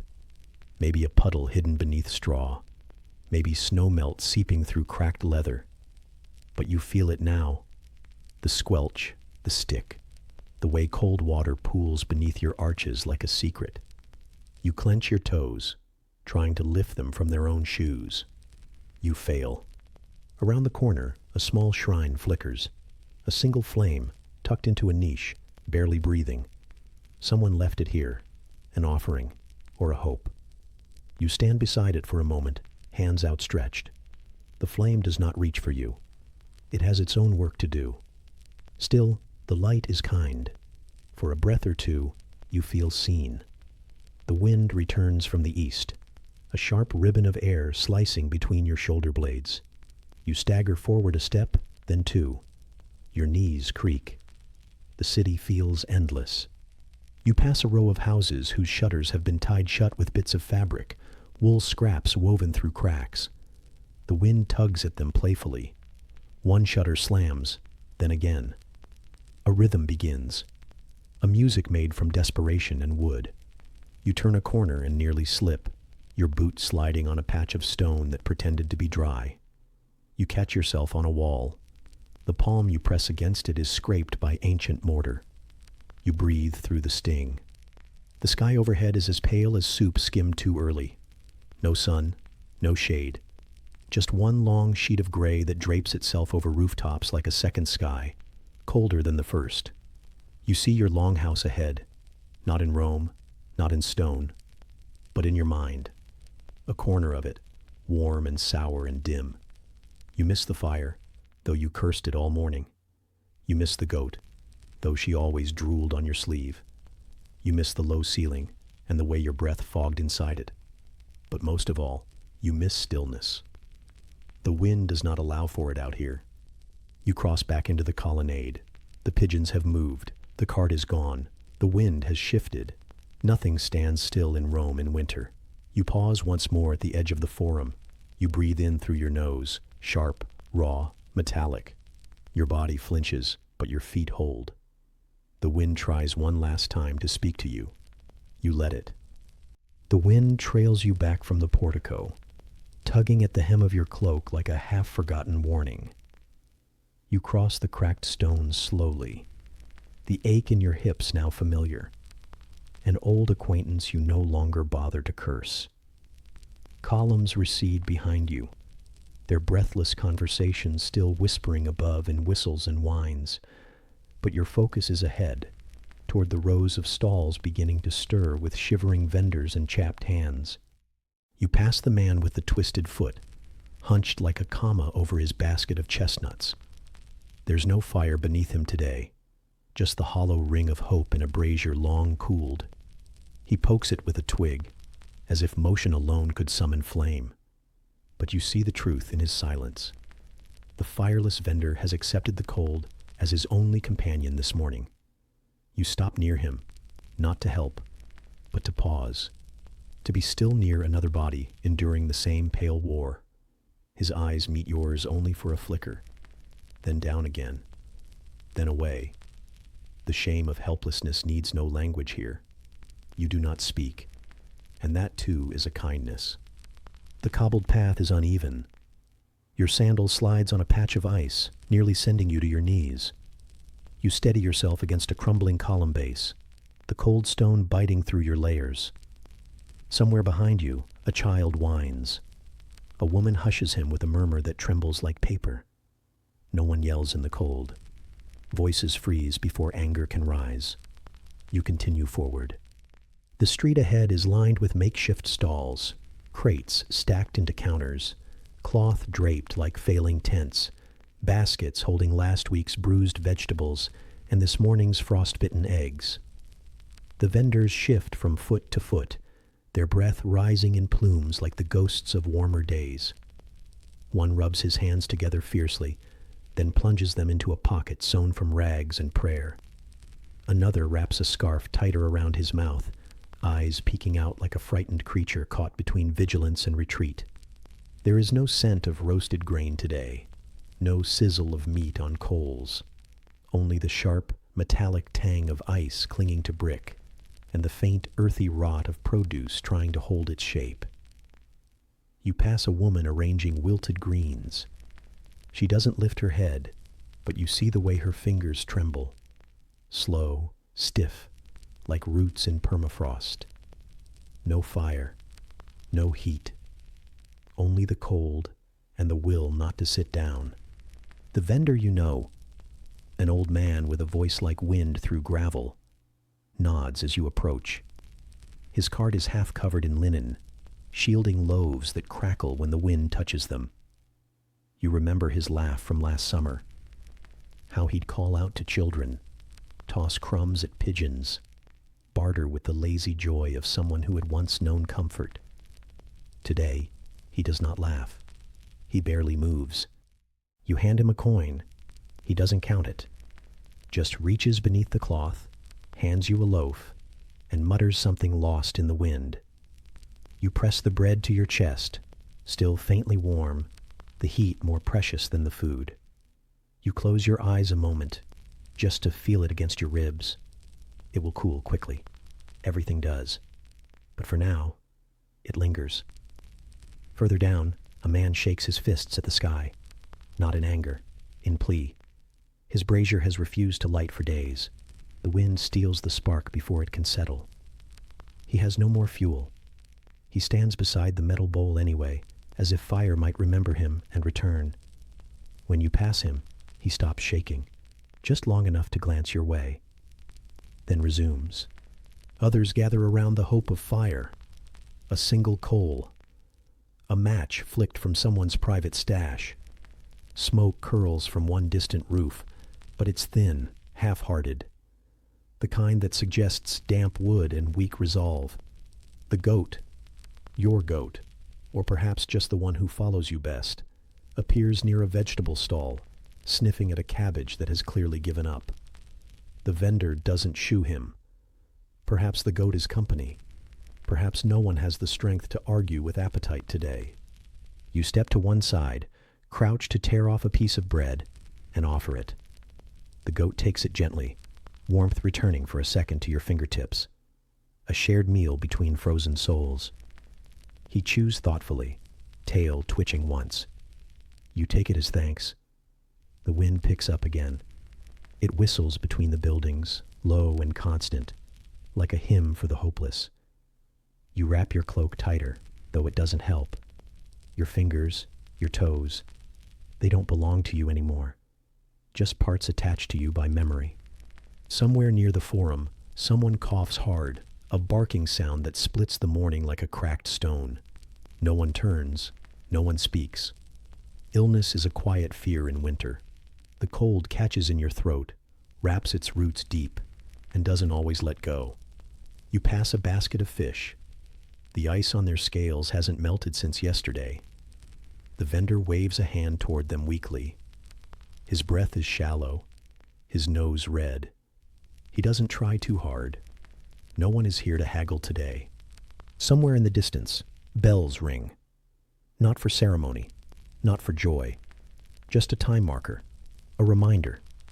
You think about how time moves in the cold, not by the sun, which hides, but by how often you think of warmth. The measure of moments becomes, before the frostbite began, after the sensation left your left foot, just before the wind started again. You clutch the bread tighter. Your sibling appears around the corner, teeth chattering, hands tucked under their armpits. They glance at your loaf and then away, unwilling to ask, unwilling to accept. You offer it anyway. They take it in silence, break it, hand half back without thanks. None needed. You find a low wall to rest against, letting your knees unbend, letting your spine remember standing straight. The wall is cold, of course, but solid. And in this shifting street of wind and wilt, solidity is its own blessing. You sit. Your breath curls and uncurls in front of you. Your hands curl into your sleeves. You watch the market live on, barely. There's something about the way people endure here. Not proudly, not loudly, but like a stone under rain. Worn, but present. Not broken. Not yet. And so you sit. And so the wind moves on. And so the vendors stay. Fireless, yes, but not gone. You chew the crust of your bread slowly. It cracks against your molars, filling your mouth with the stale promise of nourishment. It's not good, but it's there. And in this moment, that is everything. And somewhere, just beneath the surface, you feel the ember of something almost like hope. Or maybe it's just the goat's warm flank pressing briefly to your shin before he lumbers away again, seeking more cabbage. Either way, it's warmth enough for now, and the wind, ever present, ever knowing, hums softly between the marble columns, like it always does. The fire, when you leave it behind, is no more than an ember-tinted whisper, tucked beneath ashes in the hearth, like a secret too tired to burn. You carry its fading warmth with you in your fingers, though it's gone before the door even shuts. The streets wait, not with promise, but with patience, You step out into a morning wrapped in pale fog. It clings to the eaves like a shroud and slips down between your layers as though it belongs there. Each breath feels wet in your throat. Damp wool scratches your neck, rubbed raw from days without end. The air smells like smoke and old cabbage, and something else, something older. The stones beneath your feet are slick. Moss has bloomed in tiny green blotches along the mortar seams, and the edges are laced with thin ice, as though the fog has decided it too should lay claim to the roads. Your sandals are already soaked through, the leather long past protesting. Your feet have forgotten what it is to be dry. Somewhere, a chicken scuttles across the road. You hear the flutter of wings and the indignation in its feet. A woman's voice murmurs behind a curtain, hushed. Maybe she's arguing, maybe she's praying. It's hard to tell the difference anymore. You pull your cloak tighter and make your way forward, past shuttered windows and crooked doors, past the neighbor's stoop where a single sandal has been abandoned like a story unfinished. A pot clinks in the distance, a vendor clearing frost from the rim. The forum doesn't so much appear as it materializes, ghost-like, from the mist. The pillars rise like ancient bones, worn smooth and cold. The vendors are already there, hunched behind their wares, silent in their misery. Breath clouds the air between them in bursts. No one speaks yet, not until necessary. You find your usual path, over a worn paving slab that dips in the center, past a pile of olive crates that never moved after the last shipment. The fog muffles everything, softens it, smudges the outlines of the world like a dream you're not fully in. A boy runs by, barefoot, dragging a stick behind him. The sound scrapes across the stone, long, slow, shrill. No one stops him. There's no point. The fishmonger's stall is already damp. You see the table, stained, splintered, its surface layered with linen scraps that are as wet as everything else. He's stacking fish, silver, limp, barely resisting gravity. The smell hits you before the sight does. Briny, old, a scent that has made its home in your nostrils these last few months. You nod at him. He doesn't nod back. Instead, he turns and coughs, low and long, into the crook of his arm. Behind him, steam curls from a chipped clay bowl of something warm. You can see the broth in it trembling. A sudden gust of wind nudges your cloak open again. The corner slaps against your calf like a reprimand. You retie it. Your fingers, numb from the walk, fumble at the knot. The leather thong catches on your thumbnail. You feel the tear, but not the pain. That comes later. You step forward, closer to the vegetable cart. The man there has barely set up. His beets lie in a heap, roots knotted like frozen fingers. A woman ahead of you is haggling over turnips, her voice thin and sharp. The vendor doesn't look at her. He just nods once and drops 3 into a cloth sack. You shift your weight and feel something squelch beneath your foot. You don't look down. From above, a drip lands on your cheek. You reach to wipe it, but it's already sliding down your jaw, cold and slow, leaving a trail that tickles. The fog, heavy now, has begun to weep. Somewhere nearby, a child sneezes. Someone laughs, dry, flat, resigned, then quiet again. This is the marketplace in winter. Not bustling, not thriving, but persisting. Your breath hitches as you draw nearer to the bread stall. The old woman there has her shawl wrapped tight across her shoulders, pinned with a carved bone needle. She watches everything, says little.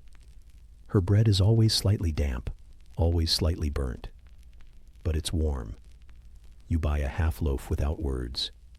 She hands it to you, and for a moment, her fingers brush yours. They're warmer than yours. It makes you feel something small. You hold the loaf in both hands. It smells like smoke and cracked grain. You tear a piece off and slip it between your teeth. It's chewy, hard, but it fills your mouth, gives your jaw something to do.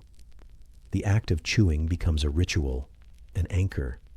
The sound of water sloshes nearby, someone rinsing their hands in a bucket. The splash is followed by muttering. You catch only a word or two. Freezing, foolish, still alive, all accurate. A goat ambles through the market's edge, nosing into baskets, unbothered by the muttered protests of vendors. You watch it tug at a frayed bag of beans, its breath rising like incense in the fog. It pauses, looks your way, just for a moment, then moves on. You take a seat on a low wall near the statue, the one with the cracked nose and missing toe. Your thighs press into the stone, and the cold rises like smoke. You shift your weight, hoping to avoid the wet patch that seems to have been there forever. You fail. Of course. The bread is half gone. You tuck the rest into your cloak, where it presses into your ribs. A lump of warmth, fleeting though it is. Someone sits beside you. You don't look. You just listen. To the sniffle, the creak of a stiff boot, the dry shuffle of a wool sleeve. You know this person, or at least their type. The quiet ones. The ones who understand that companionship doesn't require noise. Just presence. Together, you sit. Vendors begin to shout now, not with enthusiasm, more obligation. The calls are half-hearted. Fresh fish, one says without conviction. Root vegetables, says another, like it might be a curse. The fog eats most of the sound. Above, birds circle. You can't see them, only hear the beating of wings. Muffled, close. You imagine their feathers are wet. You rise, slowly. Everything feels heavier than it did an hour ago. The marketplace shifts around you. People passing, murmuring, selling, stepping. A bowl clinks against a stone. A broom sweeps a corner of the stall. A cart creaks over the uneven stones, its wheel catching on something unseen. You make your way toward the exit, past the pickled goods, the worn baskets of wrinkled apples, the clay jugs whose contents you no longer dare to question. A man with a thick scarf adjusts a crate, nearly dropping it on his own foot. He swears under his breath, then spits beside the stall. The sound is sharp in the air, like punctuation. You walk through it all like a ghost, not unwelcome, just unnoticed. The fog helps with that. And then you're at the edge again, where the stones turn to dirt and the path leads back to the longhouse. You glance once over your shoulder. The marketplace continues without you, the fog closing in behind, wrapping it like a dream returning to sleep. You begin your walk back. The loaf presses against your ribs. Your breath still fogs. Your feet still ache. But the marketplace gave you something. Warmth, fleeting. A nod, a glance, a half loaf. Enough to last until the next cold thing begins. And as your footsteps fade back into the mist, you can just barely hear the last echo of a goat's hoof tapping stone behind you. Or maybe it's your own heart, settling into the silence once more.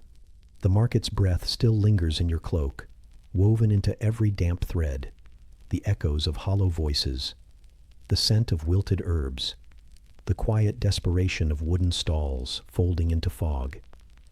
You carry it with you as you press back through the low archway into the side street, one heavy footfall at a time. The sky remains a lid of dull metal. No sun, no hint of its warmth. Just the memory of where light used to live. Beneath you, the road isn't a road anymore. It's a soaking slab of clay disguised as something functional. Stone paved and proud in summer, but now softened by days of slow decay. Your heel slips once, and you catch yourself, fingers brushing a dripping wall for balance. The plaster crumbles like damp bread. You wipe your hand on your tunic, which absorbs the moisture willingly, adding it to the growing collection that clings to your ribs. You reach your doorway. The curtain is stiff with last week's rain. You shoulder your way through it, into the low room, where shadows gather like neighbors with nowhere else to be. The fire pit sulks under its blanket of ash, pretending to have once been useful. You feel for the jar of embers, still faintly warm, but barely. You kneel, again, always kneeling in this house, before the fire, the water basin, the weight of the day. The floor is packed earth, but it doesn't feel solid. It's as if it's been softened by the same sorrow that lives in your boots. Dampness lives here, rising from the ground, whispering through the walls. It doesn't drip. It seeps, slowly, stubbornly, until it becomes part of the room's smell, its touch, its breath. You add kindling, with fingers that are more numb than helpful. The hearth coughs once, twice, then nothing. You press your palms against the clay surround and feel how cold it is, cold in a way that feels personal, like a disappointment delivered in silence. You don't curse it. You simply stay there, waiting for the fire to remember its purpose. Your cloak steams faintly at the shoulders. The wool has given up. It's no longer fighting the wet. It's merely holding it, like a sorrow too old to set down. You pull it off and drape it across the wall hook. The hook was meant for a lantern long ago. But light is scarce in this season. Oil's scarcer. So the hook holds wool now. Tired, soggy wool with a fringe that always catches on your thumb. Your tunic sags around your knees. You peel the hem from your thighs and feel how it clings, soaked through in bands, cold around the waist, clammy at the hem. Every layer is either soaked or nearly so. You wonder how much water a human can wear before becoming part of the river. From the side room, your sibling makes a noise, half cough, half mutter. You don't answer. It's not meant to be answered, just acknowledged. A thread in the fabric of this shared discomfort. You rise again. The door creaks in its hinges behind you. You glance toward it, but see only curtain, stiffened, slumping like an old man sleeping upright. The world out there is wet. The world in here is wet. There is no winning, only shifting dampness from one foot to another. You move to the small bench in the corner, the one that leans slightly where the leg rotted through and was repaired with a brick. The brick is always colder than the rest. It breathes its own weather. You sit. Your knees complain, and your back folds into that familiar ache, an ache shaped like the curve of this room. There's a draft here, Not fierce, just consistent, like someone breathing on your shoulder to remind you that walls are porous and ceilings forget to hold. You stare at your feet. The clay between the floor tiles has cracked into soft veins, little rivers. You press your toe into one. It yields, and you wonder if the house is slowly returning to earth, grain by grain, beneath your feet. The fire catches. It doesn't roar. It doesn't glow. But it flickers, a dry hiss, a tongue of warmth, enough to remind you that heat still exists. You lean forward, palms stretched. The wool on your sleeves darkens with steam. You inhale. The scent of warming wetness is both welcome and offensive, a bouquet of mold and survival. You take it in like bread. You hear the goat, just outside the back wall, snuffling near the storage jars. Its breath is louder in winter, heavier, more judgmental. You let it pass. From above, a drip, soft, steady. It's the corner leak again, the one you thought you'd patched with mud and hope. You track the sound, eyes following the rhythm. It lands on the clay tile with a tiny slap, like someone flicking your earlobe at intervals. You close your eyes and try to ignore it. You don't. In your lap, the linen you laid out earlier has gathered into a heap of folds. You press it between your fingers.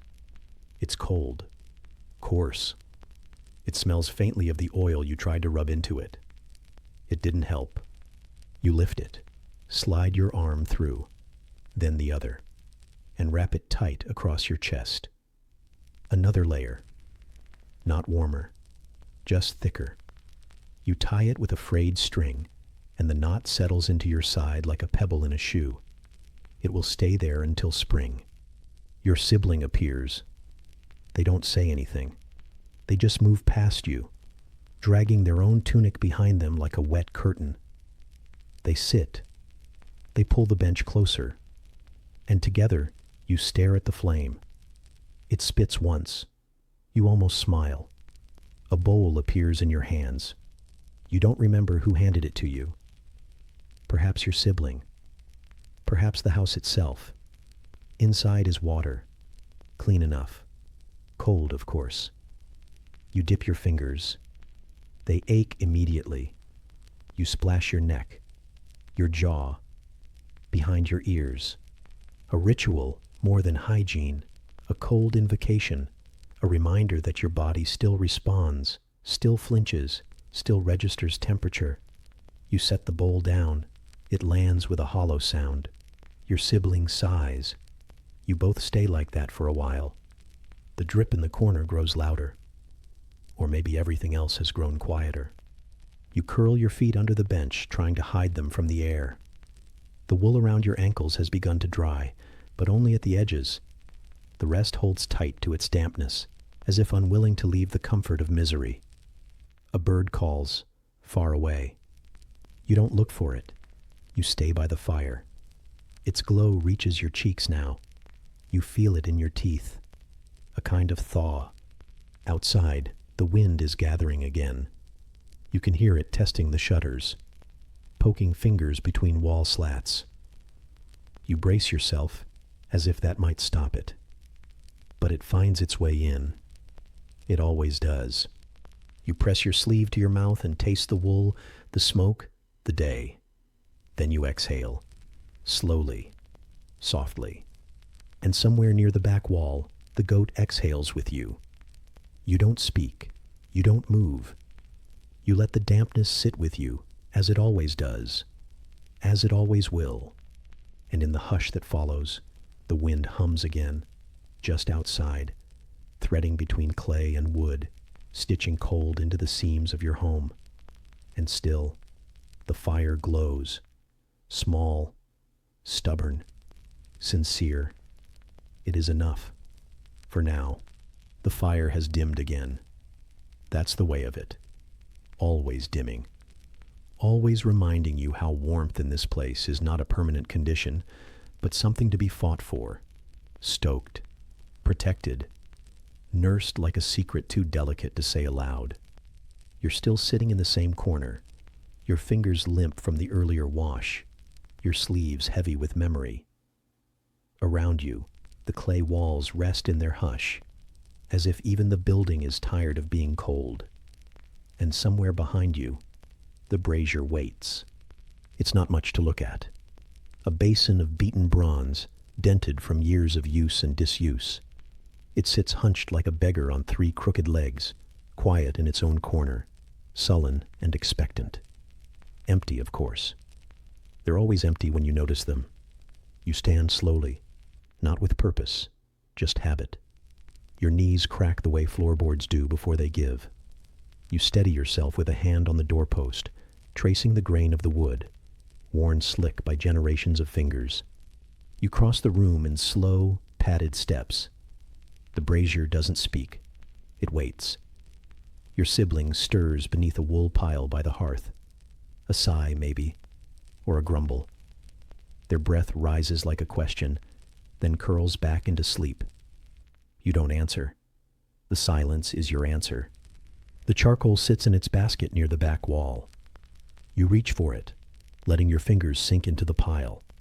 It's not warm, nothing is, but it's dry, and that's rare. The chunks are uneven, like small forgotten bones. You lift a handful carefully. They clink together in your palm like a secret language. Feeding the brazier is not a job. It's a ritual, a compromise. You tip the first handful in. They tumble and rest, dark as winter thoughts. Another handful follows, then another.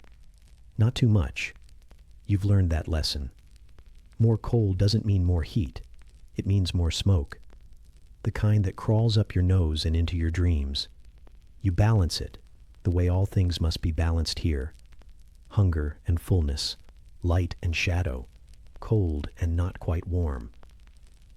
You pick up the small pot of embers, cradling it like something fragile. Its glow is the color of old oranges, of stories you've forgotten and scents that only exist in memory. You pour a portion gently into the center of the coal. It sizzles, softly, like water hitting parchment. Then it sulks, curling inward, unsure whether it will catch. You kneel beside it, cupping your hands, and blow. The ember flickers, wavers, refuses. You blow again, softer this time. A coaxing, not a command.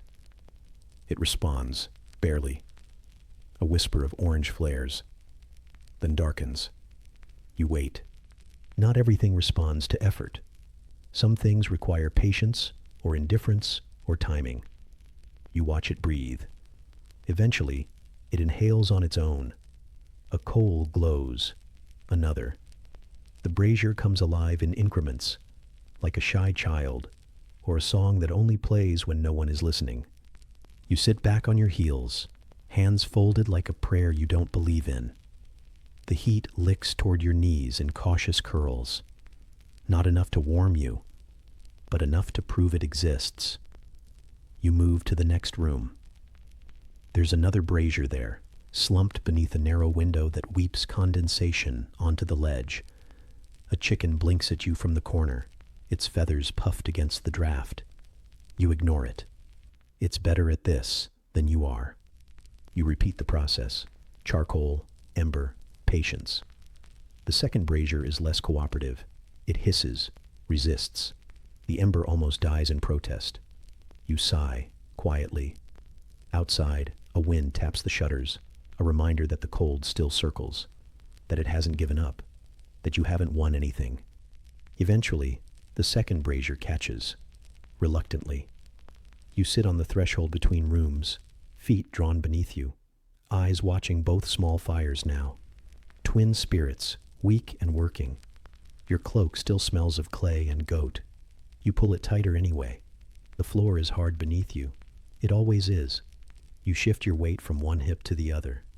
There is no comfortable position. You stop trying. In the main room, the goat thumps against the wall. A soft reminder of his existence. He's waiting too. For food, for warmth. For you to stop pretending you're not also waiting. Your neighbor coughs through the shared wall. 3 beats. A pause. Then one more. the rhythm of winter lungs. You press your thumb to your lips and let it rest there. Still cold, still you. The braziers glow now, not bright, not brave, but steady.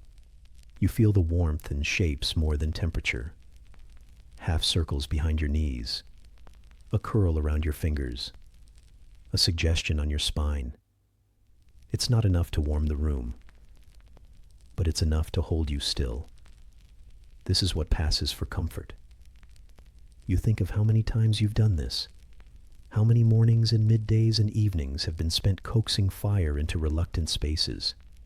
Not for light, not for cooking, just for not freezing. You hear your siblings shift again. Their feet slap the packed earth once, then tuck away again. They won't rise until you've proven the room is livable. You poke the brazier gently with a stick. The coals clink like tiny bells. Smoke curls upward in soft ribbons, and you lean toward it, eyes half closed, letting it kiss your cheeks. You smell iron, wool, dust. You smell survival, the kind that doesn't ask for applause. You rest your hand atop your knee and let it stay there. You don't need it now. The goat bumps the wall again, closer this time. You almost smile. You whisper, not words, just breath. A thank you to nothing in particular, to the braziers, to the coals, to your fingers for remembering how to coax warmth from stone. You sit like that for a while, not because you must, but because there's nothing else to be done. And somewhere behind the thin clay wall, the wind brushes past your house, carrying with it the sighs of those who have fed their braziers too. Just enough to make it through the coldest part of the day, and maybe into the next, and maybe again. And as the light shifts and your heartbeat steadies, the room is no warmer than before, but it feels warmer, and that is enough. For now, you linger near the brazier longer than you should. Fingers spread, palms rotating. The heat doesn't reach the bones. It simply whispers against the skin, a ghost of warmth instead of the thing itself. Still, it's something. Behind you, someone coughs. Once, then again. A wet, cracking sound that disappears into the murk of the longhouse before it becomes real. You don't turn. Everyone has a cough this time of year. The air seems to carry it, like ash drifting from a fire long gone out. The brazier breathes a little orange light onto your knuckles. They twitch, stiffen, twitch again. It is almost time to work. A chipped wooden box waits by the window, its corners slightly warped from damp. Inside, a scroll. Not elegant, functional. The kind meant for recording things less beautiful than poetry. Inventories, obligations. A letter, perhaps, for someone who lives closer to the sea. You crouch to retrieve it, knees complaining softly. Your breath fogs the space between your face and the edge of the box, then fades like everything else. The scroll is cool to the touch, the outer layer slightly curled. Beside it, a set of tools, a stub of stylus, an ink pot sealed against frost with a flap of cloth, a hardened sponge that once served as a brush. Writing is not noble work here. It is not an art. It is a means of documenting things no one wants to remember. Lists of missed payments, accounts of dwindling grain, small records of failure tied up with string. You sit on a low stool and press your knees close, tucking your feet beneath the hem of your tunic. The stool wobbles slightly. One leg is shorter than the others. You've meant to fix it for months, but winter erases all tasks except survival. You are lucky to be sitting at all. You unwrap the stylus. It's wooden, slightly splintered, its tip stained black and dulled at the end. You remember when it was sharper. The first week you used it, it pierced the parchment cleanly.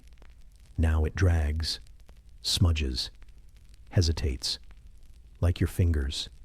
You flex them again. The joints creak, slow and stubborn.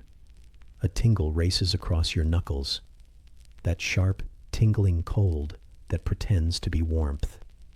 You squeeze the stylus harder. It does not help. There is a rhythm to the work. Dip the stylus. Tap it once on the lip of the pot. Scratch along the parchment. Pause. Inhale. Try not to cough. Each mark is a negotiation. Ink against grain. Flesh against cold. Sometimes the lines blur before you can finish them, not from the ink, but from your own eyes misting over, the dry irritation of smoke mingling with cold. Sometimes you blink so long you forget where you left off. Above your head, the shutters rattle gently in the breeze. The goat snorts in the hallway, rearranging her bedding with a lazy stomp. She's claimed that corner now. No one contests her. A more stubborn presence than most people here. And warmer, too. Your sibling shifts in the cot across the room. You hear the scratch of wool pulled up over their shoulder, then a quiet exhale. Not quite a sigh. Just a reminder that someone else is here, that someone else is also enduring. You continue to write. The ink thickens in the cold. You have to stir it between marks now, coaxing the last of its blackness from the hardened edges of the pot. You wish you had more. You wish you had warmer fingers. You wish for more things than you can admit. A draft crawls across the floor. You feel it against your ankles first. Then it lifts the edge of your cloak, slides its way beneath your knees like a thief seeking warmth of its own. You do not shiver. You are past shivering. You simply note its presence and lower your heel to the floor again. Somewhere nearby, a neighbor sneezes. Not a loud sound, just a soft punctuation mark in the quiet misery of morning. You imagine them huddled in their corner, holding a cup of water gone cold, wondering if the brazier will be relit again today. You wonder the same. A droplet of ink smears across the edge of the parchment. You frown, not sharply, but with a weary sort of recognition. Of course the ink would do that. Of course your fingers would slip just then.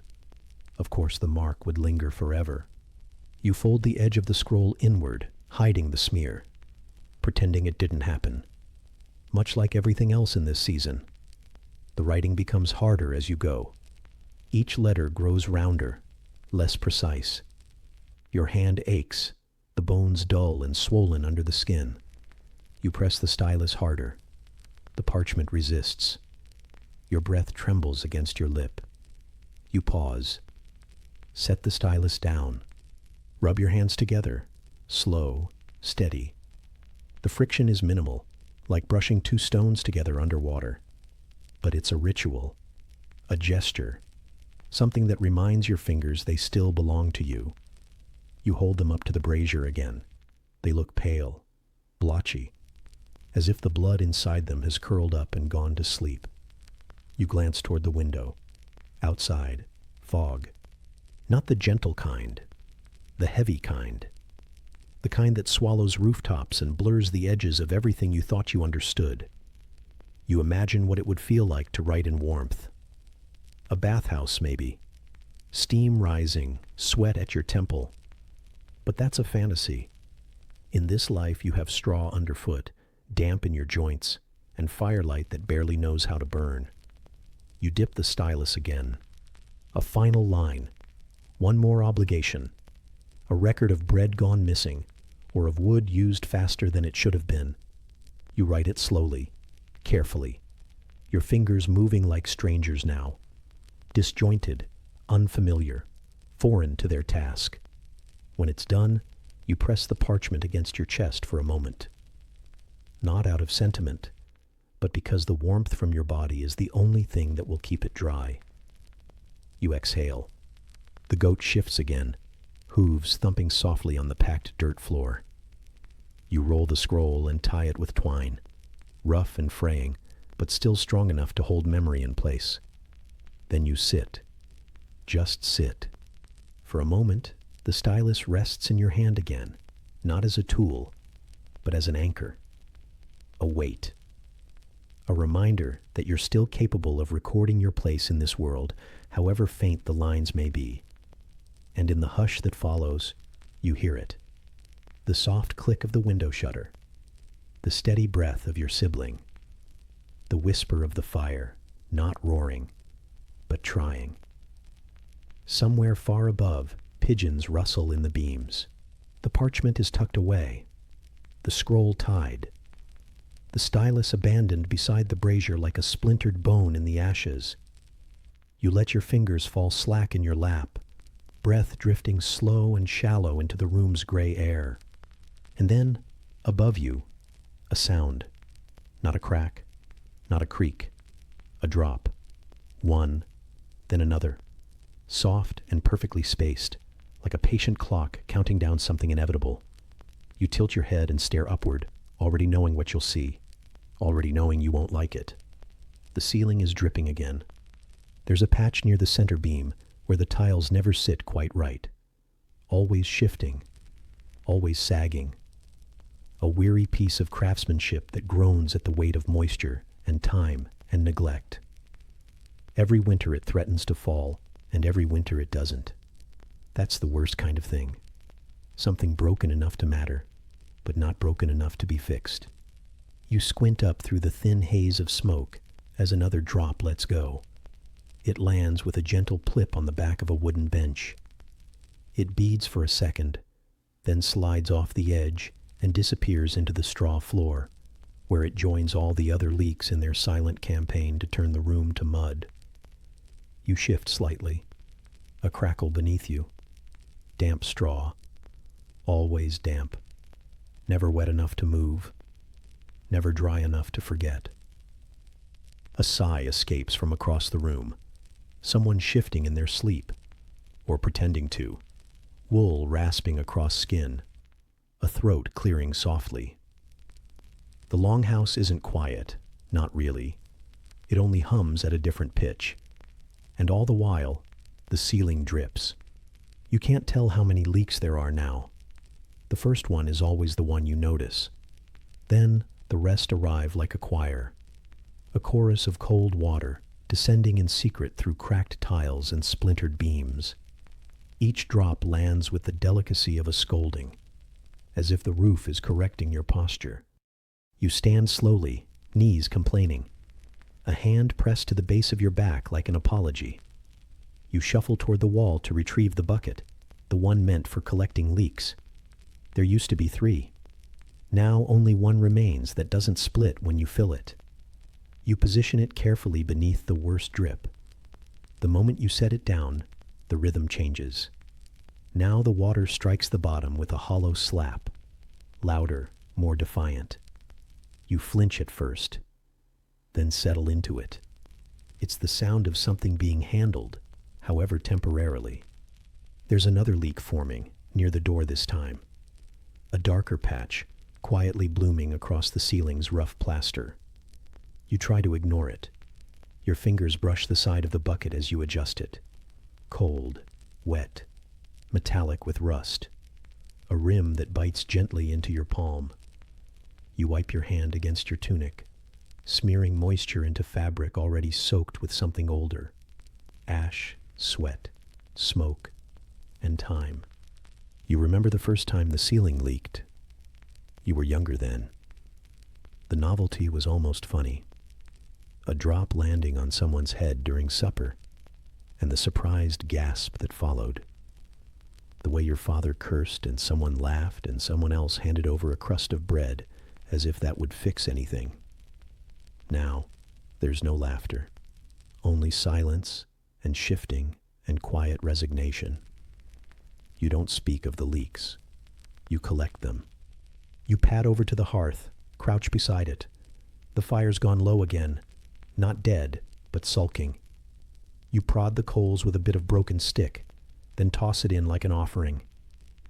The flames give a soft crack in reply, as if debating whether you're worth the warmth. Above you, another drip. It lands squarely on the rim of the bucket and splashes sideways, catching the inside of your ankle. You draw back with a hiss, the cold more insult than injury. You wipe it again, this time with your bare hand. The ceiling groans faintly as the wind picks up outside. Just a shudder, but enough to rattle something loose. A dusting of grit drifts down from a seam in the timber and settles on your sleeve like ash from a forgotten fire. The longhouse is old. You've never known it not to leak. Maybe the builders meant for it to. Maybe that's what passes for air circulation. Or maybe winter just has a way of finding its way in. Through roof tiles, through breath, through bone. You walk to the far corner where a crate sits beneath another sagging beam. Someone, probably your sibling, has stuffed a wad of fabric there. A cloak once, or a tunic too torn to mend. Now it's a plug, a gesture, a small attempt to keep the rain where it belongs. It's soaked through. You don't remove it. There's nothing better to put in its place. You simply press it more firmly against the beam and walk away. Somewhere outside, a bird calls once. A thin, desperate sound, quickly swallowed by the wind. You wonder how the neighbor is faring, the one with the half roof and the dog that smells like vinegar. You haven't seen her since the last frost, but the dog barked yesterday, so she must still be there. The ceiling doesn't care who's still there. It leaks all the same. Back by the bench, you sit again. Carefully. The wood is slick now, where the drip first landed. You shift to the side. The straw rustles beneath you, rearranging itself like a bad memory. You pull your cloak tighter and tilt your head upward again. There's something mesmerizing about the way water collects. First a darkening of plaster, then a slow gather into a drop, a tremble, a breath, and then it falls. You watch one now, just above the rafters, suspended, quivering, like it's thinking. Then it drops. The sound is soft, but final. A mark. A tiny percussion in the quiet hour. The goat stirs in her corner, hooves scraping. A quiet exhale. Maybe she dreams of summer, or maybe she just knows this roof better than you do. You rest your head against the wall behind you. It's cold, slightly damp. Smells faintly of smoke and earth and old water. You let your eyes half close. Another drop falls, and another. They keep time better than any sundial. Somewhere nearby, your sibling mutters something in sleep. A word you don't catch. A sound caught between a question and a complaint. You don't answer. They wouldn't hear you if you did. You wrap your arms around your knees and listen. To the fire, to the roof, to the rain, to your breath. And as the night tilts forward, as morning refuses to brighten, you let yourself feel the weight of a world that was built to let in the cold. A roof meant to fail. A ceiling meant to leak. A life meant to drip slowly, steadily, from all its seams. The fire hisses softly. The bucket rings again. The wind slips between the shutters. And somewhere, behind it all, the ceiling sighs. And still the roof drips. And still you stay. It begins with the kind of stillness that makes your ears ache. Not silence. Not quite. The longhouse still murmurs. Faint breathings, distant coughs, the low groan of a roof beam remembering its own weight. But beneath all that, beneath the smoke and the dust and the fading remnants of morning, something else settles into the pit of you. It's not the cold, not the kind you scrape from a window pane or curse when it bites through your sandals. This is the cold that moves through you. It's in your hands, first. The fingers, curled beneath layers, still feel the ache of the water you touched an hour ago. It didn't just sting then. It haunts now. Each digit a little ghost of its own, pale and reluctant, holding less life than they ought to. You rub them against the cloth of your tunic.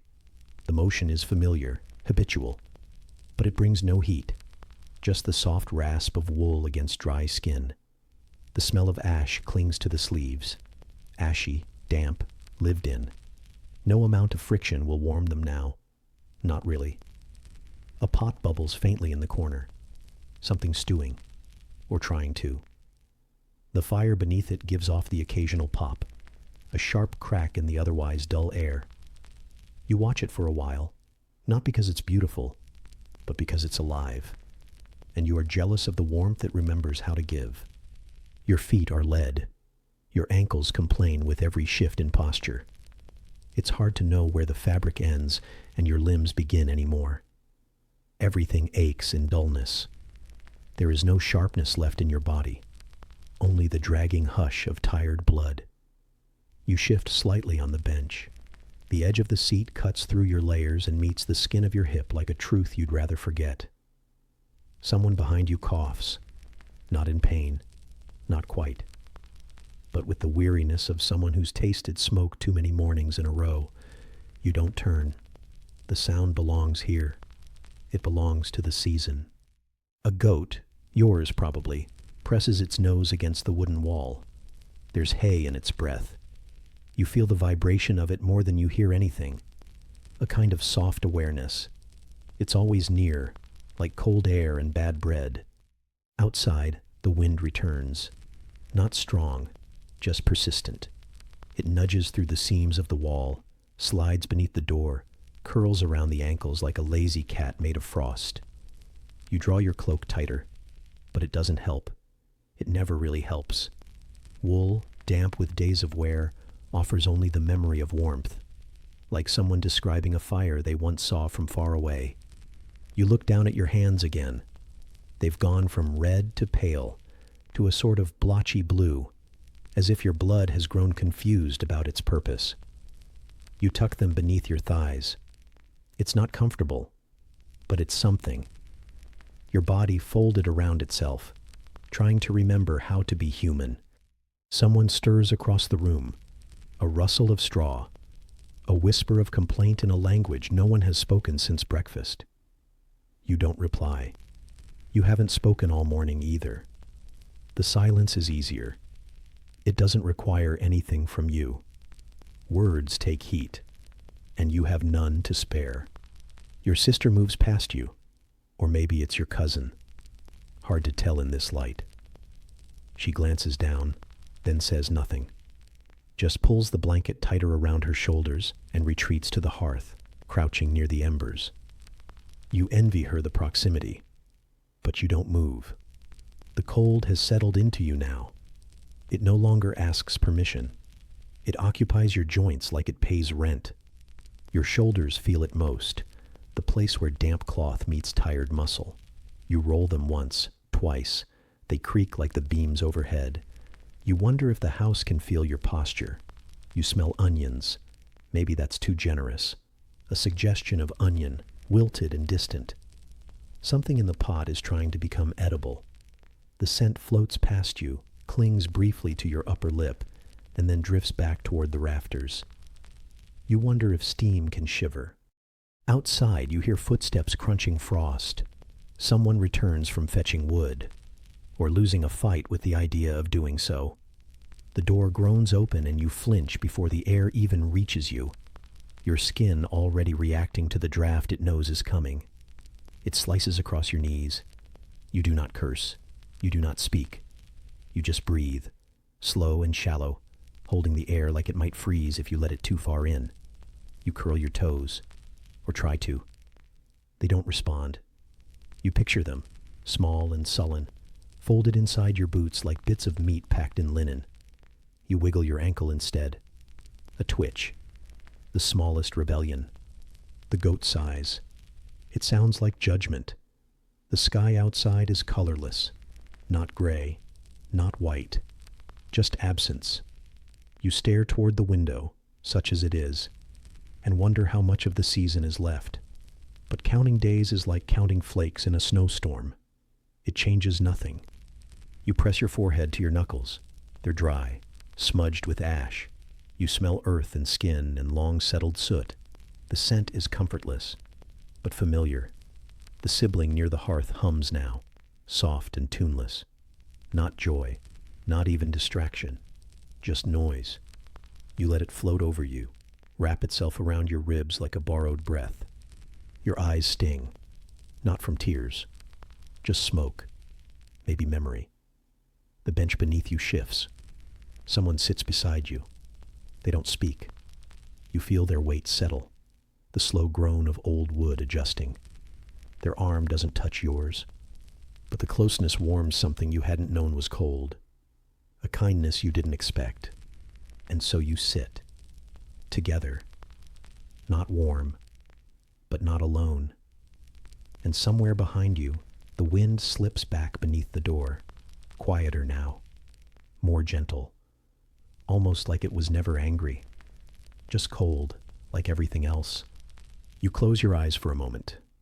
Not sleep, just stillness, letting the cold move through you, letting it find the space it wants, and holding on to the rest. There's a crack from the hearth. A spark lifts briefly into the air and dies. You breathe in and out, and listen to the straw shift beneath someone else's weight, to the goat chew softly behind the wall, to the longhouse remember how to breathe. And somewhere above the rafters, a crow flaps away from the rooftop. The sound echoes faintly, then fades, and still, the cold moves through you. But now you let it. You let it be part of you, like the bench, like the soot, like the silence, like the snow that never quite falls. There's no line between your body and the others anymore. Just a tangle of wool and limbs and shared breath, pressed close in the shallow hope of warmth. You don't remember crawling toward them, only that the cold pressed so deeply into your back that the straw beneath you started to feel like ice itself.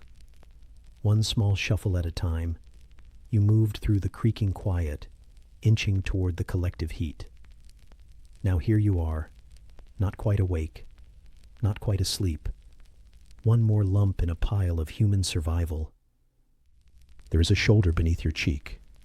Whose, you aren't sure. Maybe the neighbor's child. Maybe your sibling. Maybe someone else entirely.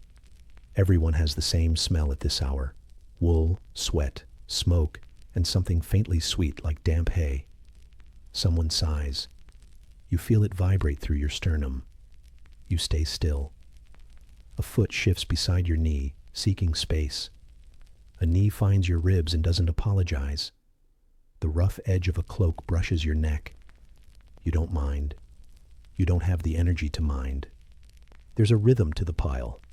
Everyone moves, slightly, almost imperceptibly. A twitch here, a roll of the shoulder. Someone's head burrows deeper into someone else's side. It is less sleep and more a kind of slow negotiation with the air, trading body heat for breathability. The fire, distant now, is little more than a whisper in the dark. You feel the softness of a child's hand resting across your forearm. No grasp, just presence, light as dust, and somehow heavier than your own bones. Your toes are not warm, but they are less cold. One foot brushes against the fur of something sleeping.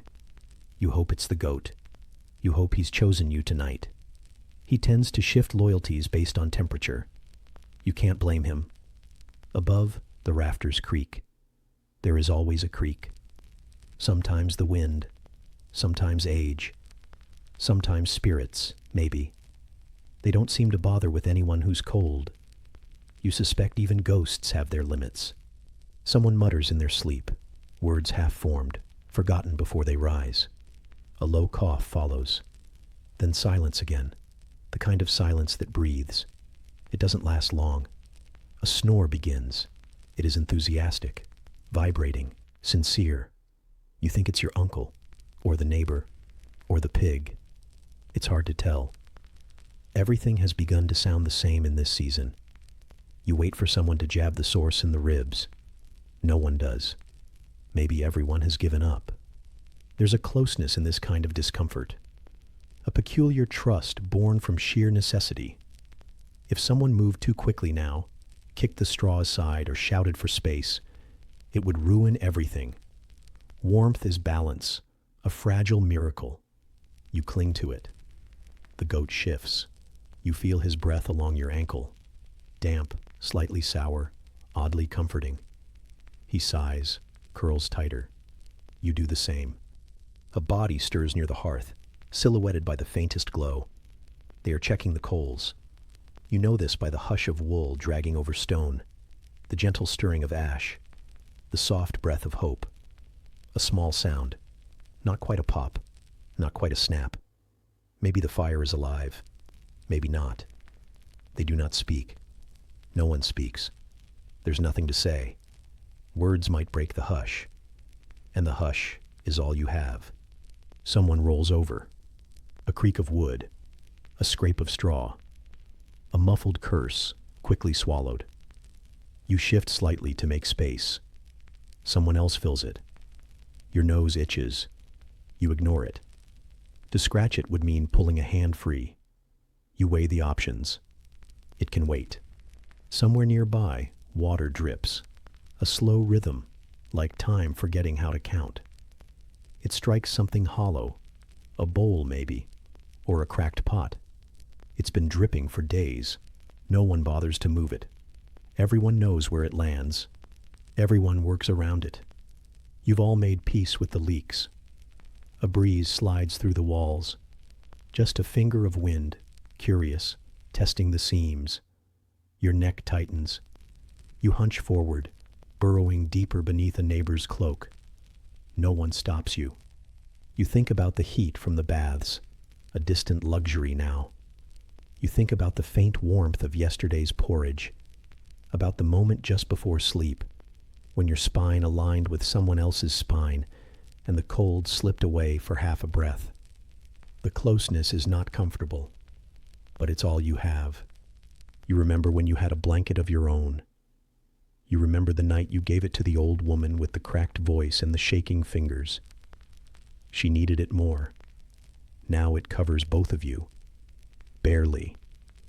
Sometimes that feels like enough. You hear the low rustle of someone rising. A mother, maybe. A sister. A shadow gliding through the dark. She steps lightly between limbs, careful not to wake the pile. You admire the grace of it.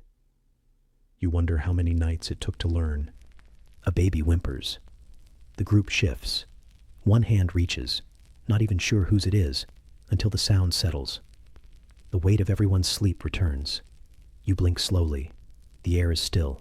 The fire breathes, barely. The goat snorts. You smell damp wool and boiled beans. Someone murmurs again. The same dream, you think. The one that loops like a worn song through the mind of winter. You turn your face into someone's shoulder. It smells like sweat and herbs and the earth itself. You let it be your pillow. There is no softness here, only shared stillness, a kind of woven hush. You listen to it. You lie inside it. And somewhere near the edge of it, where the coals flicker and the goat occasionally grumbles in protest, you feel the day beginning, slowly, reluctantly, with a sigh that seems to pass through every lung in the room. But you do not rise yet, not while the straw is still warm, not while your back is pressed to another back, not while the hush holds. You stay, because for this one fleeting moment, the warmth is imperfect, but it is shared. You settle into the near darkness of another evening that stretches out like a silken shadow. The embers in the brazier have quieted to an embered hiss, the downdraft of cold threading through cracks you can't seal. The long evening arrives not with warmth, but with a lengthening hush, and you feel every moment of it. There is no bustle now, no clamor of human warmth. The hearthlight is hesitant, sputtering between each breath of smoke. Its glow feels too small for the room. You find yourself leaning forward, as though proximity could coax it into flickering higher. The rest of the household, your sibling, your neighbor, the goat, have withdrawn into their own blankets and rituals. You remain, present but unseen. You notice the hollow spaces first, the empty benches, the silent creak of unused tools, the floor that no longer holds footsteps. The longhouse itself exhales around you, from wood that chills the bones to thatch that rustles with night breezes. You inhale, taste that dryness, and it lodges in your throat. Your hands fold around the half-empty bowl of lukewarm porridge perched at your side, thin, gritty sustenance that once held promise. But now it feels like solace you forgot to claim. The spoon sits unused, its metal dull, and each time your fingers brush its rim, it reminds you of the day's labor, bribing warmth from embers, dragging frozen water, coaxing life where little responded. Above you, the longhouse ceiling sighs, settling into the night differently than the day. Less complaining creak, more insistent whisper. You sit still long enough to notice the sound, and it humbles you. That slow, ancient rhythm feels alive, and yet it reminds you how small you are in this structure of stone and straw. A lonely ember in the brazier gleams for a heartbeat. Then it dims again. You lean forward, blow gently. The tiny flare brightens as if offering a quiet reassurance. Then it surrenders again to the cold. You realize your breath tastes of ash and regret. It lingers in your mouth, bitter and familiar. Your ears pick up the faintest sounds, a shifting straw pile where the goat has nestled deeper, a soft snore from your sibling, or perhaps just the wood exhaling. These sounds are haphazard, small, scattered. They sound human. They remind you someone else exists nearby. But you feel as though you're suspended in an island of solitude, even as others sleep not far off. You notice how each sigh of wind against the outer walls makes the longhouse groan with shifting tension. It feels as if the house itself shivers, exhaling a murmur of discomfort that resonates through every plank and brick. In that vibration, you glimpse endurance, not through force, but through slow, accumulating strain. The soft hush of the fire-free intervals reveals how your senses strain in the emptiness.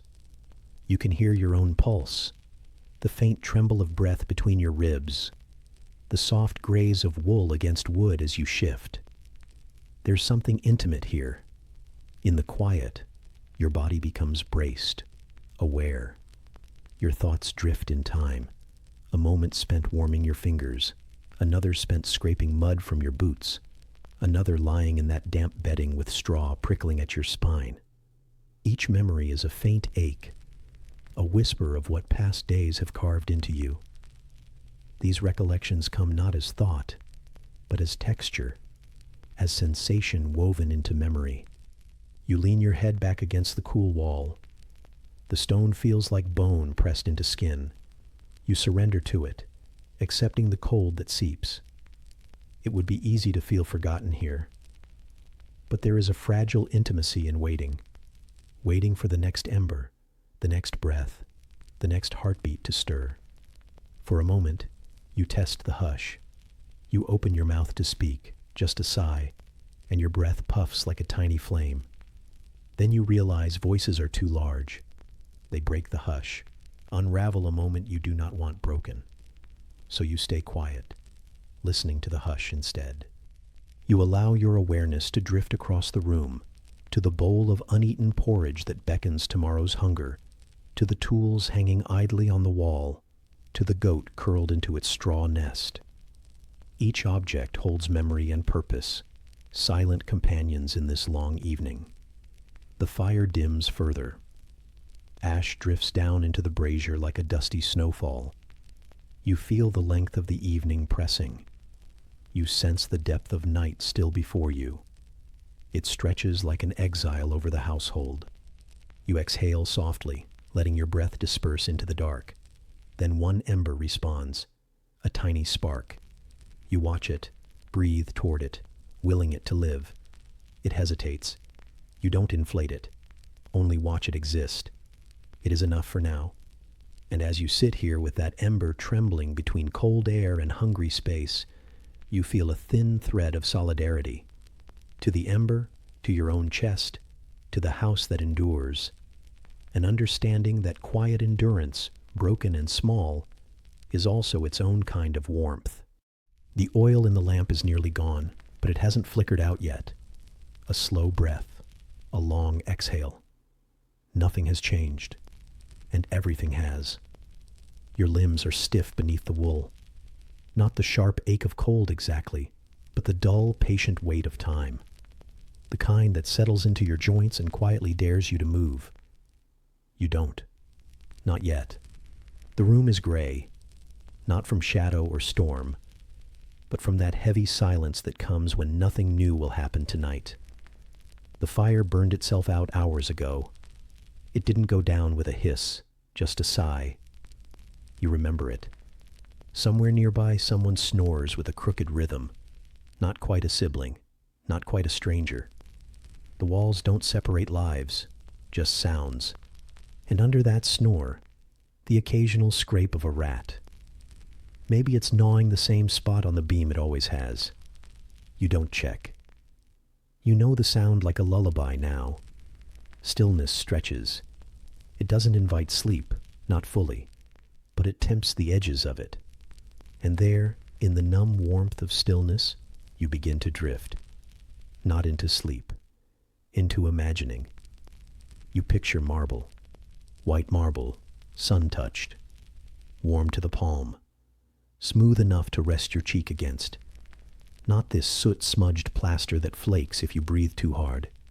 Not these chipped walls that remember every winter, but colonnades of polished stone, courtyards that drink in the sun like it's a sacrament.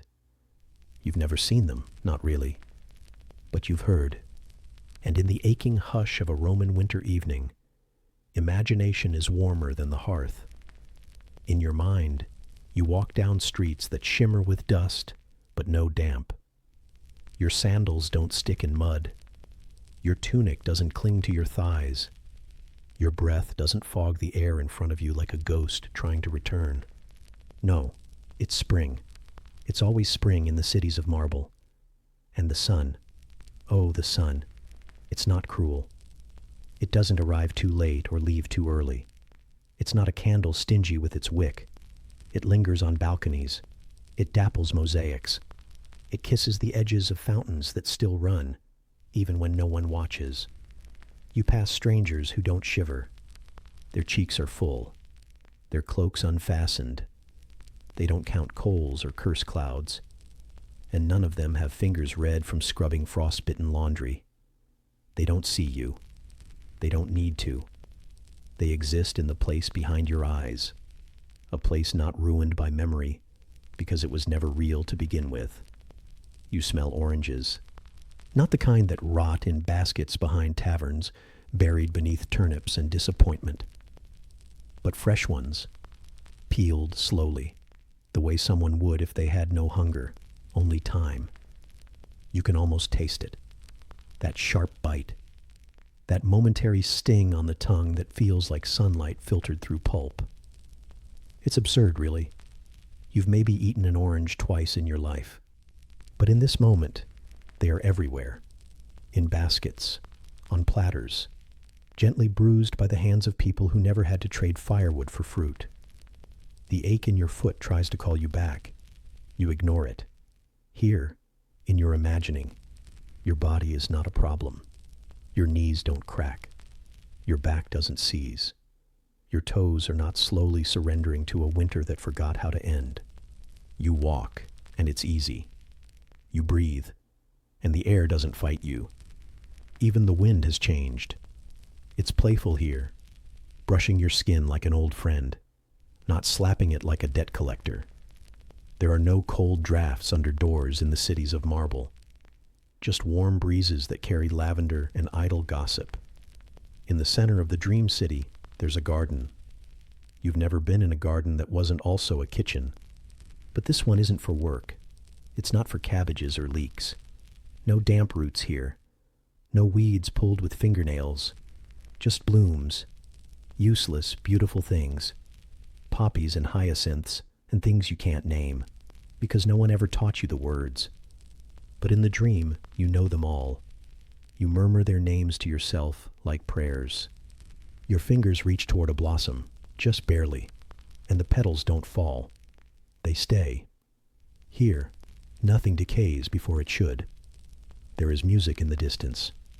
You can't tell the instrument, It might not even be real, just the shape of sound, a soft plucking, a hum without mouth. It comes from a window where someone is laughing, slowly, like they've never been cold in their lives. You don't look inside. That kind of warmth is not for looking at directly.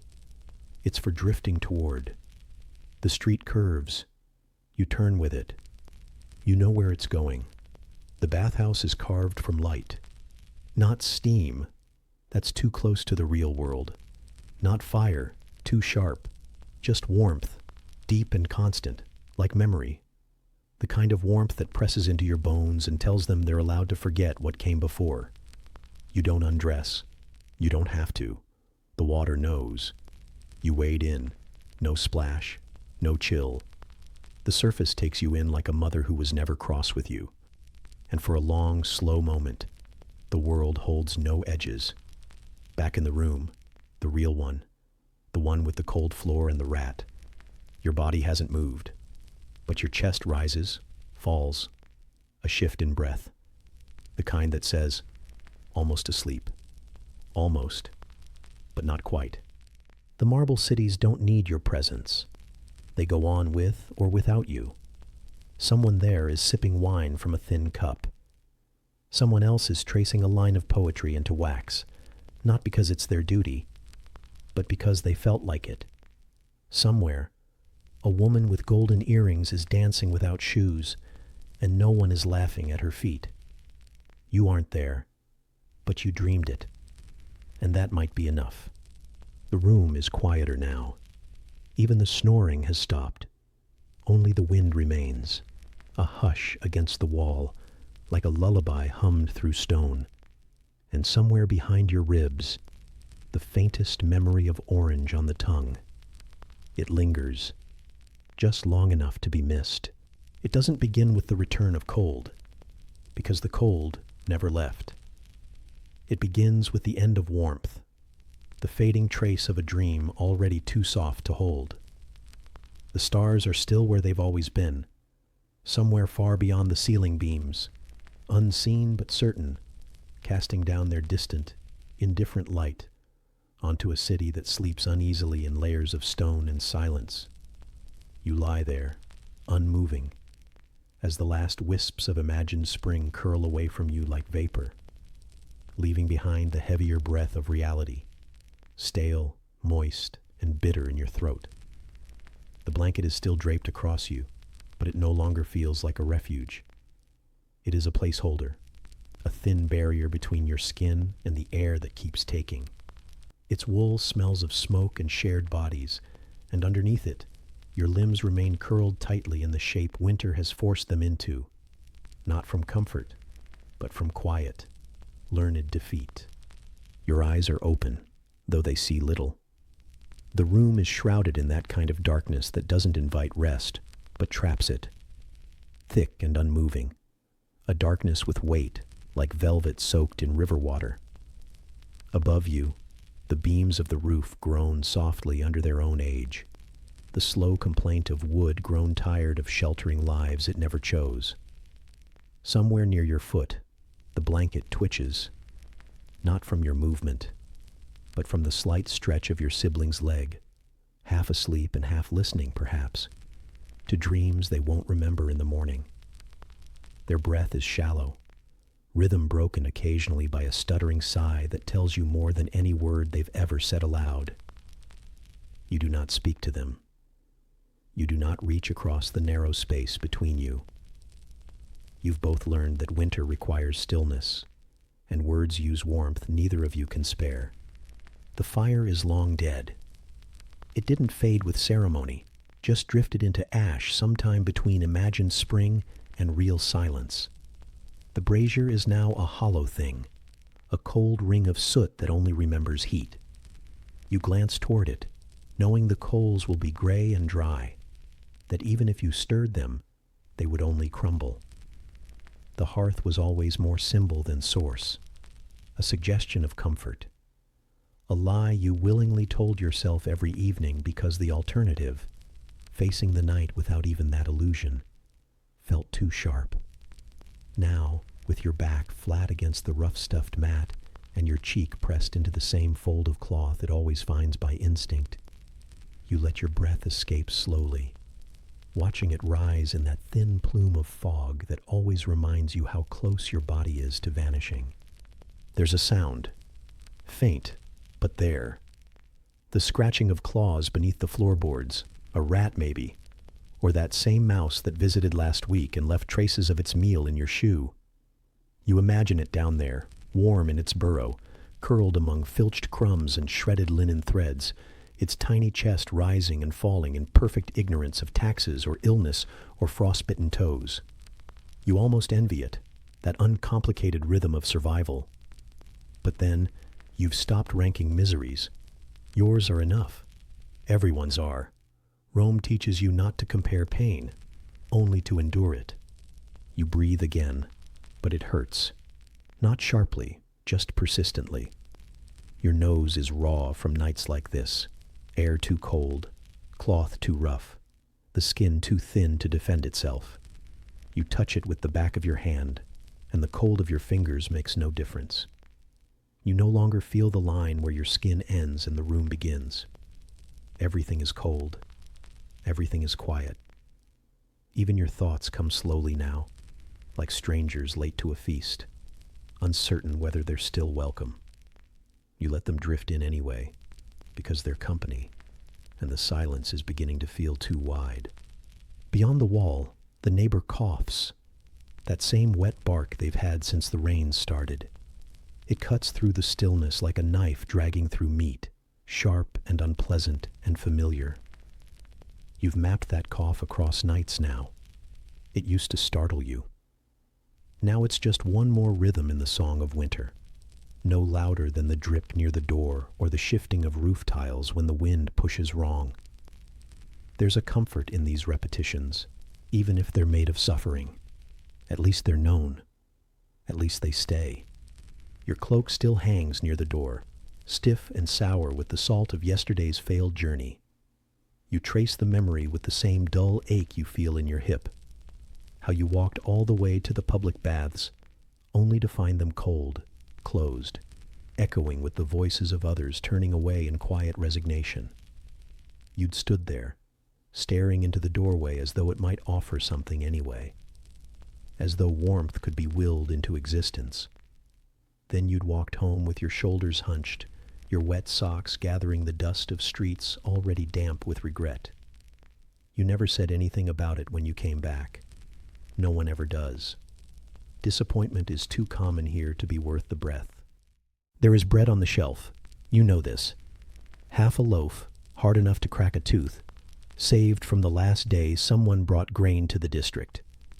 You think about it, tucked into its cloth, absorbing the flavors of smoke and time, waiting for your hunger to become stronger than your reluctance. It hasn't. Not yet. You're not quite hungry, just hollow, the way old amphorae are, their bellies long since emptied, but still echoing when you tap the side. You close your eyes for a moment and listen to your own body. It doesn't speak, just shivers. Somewhere beyond the shutter, the stars are watching. You can't see them. The window is warped, the shutter's crooked, and the sky is probably masked in fog anyway. But you know they're there, high above the grime and noise and stacked rooftops of Rome. Bright, aloof, old. Their light touches your city without warming it. It's the cruelest kind of beauty. Beautiful because it never lowers itself to care. You've long stopped looking for meaning in the stars. They're not symbols. They're just reminders of distance, of how small and cold a person can feel when even the heavens don't bother to glance down. You pull the blanket higher, though it does nothing. It never has. You curl tighter, cheek pressed now to your knees, breath shallow. You could close your eyes fully, but that's not the same as sleep. Sleep doesn't come to people who chase it. It arrives when the body forgets to resist, when the mind stops trying to be anywhere else, when the cold is no longer something outside you, but something you have become. You listen, not for anything specific, just for sound. A goat bleats once in the distance, soft and resigned, like it knows something you don't. The breath of the wind slips through the shutter again, cooler this time, and carries the faintest scent of wet earth and soot and something metallic, like rust or blood or old coins rubbed smooth. The smell of the city in winter, the smell of waiting. You imagine yourself not here, not in this chamber of mold and stone and sighing wood, but outside, beneath those same cold stars, lying on a rooftop, or the steps of a temple long since fallen to ruin. No walls, no blankets, just sky above and stone beneath, the kind of sleep that doesn't wait for dreams, only stillness. You imagine the night air touching your skin like a veil. You imagine your breath rising and not coming back down. And then you stop imagining, because even that costs too much. You are still. The cold is everywhere now, inside your lungs, behind your eyes, under your tongue. It doesn't hurt. It doesn't burn. It just is. A constant. A presence.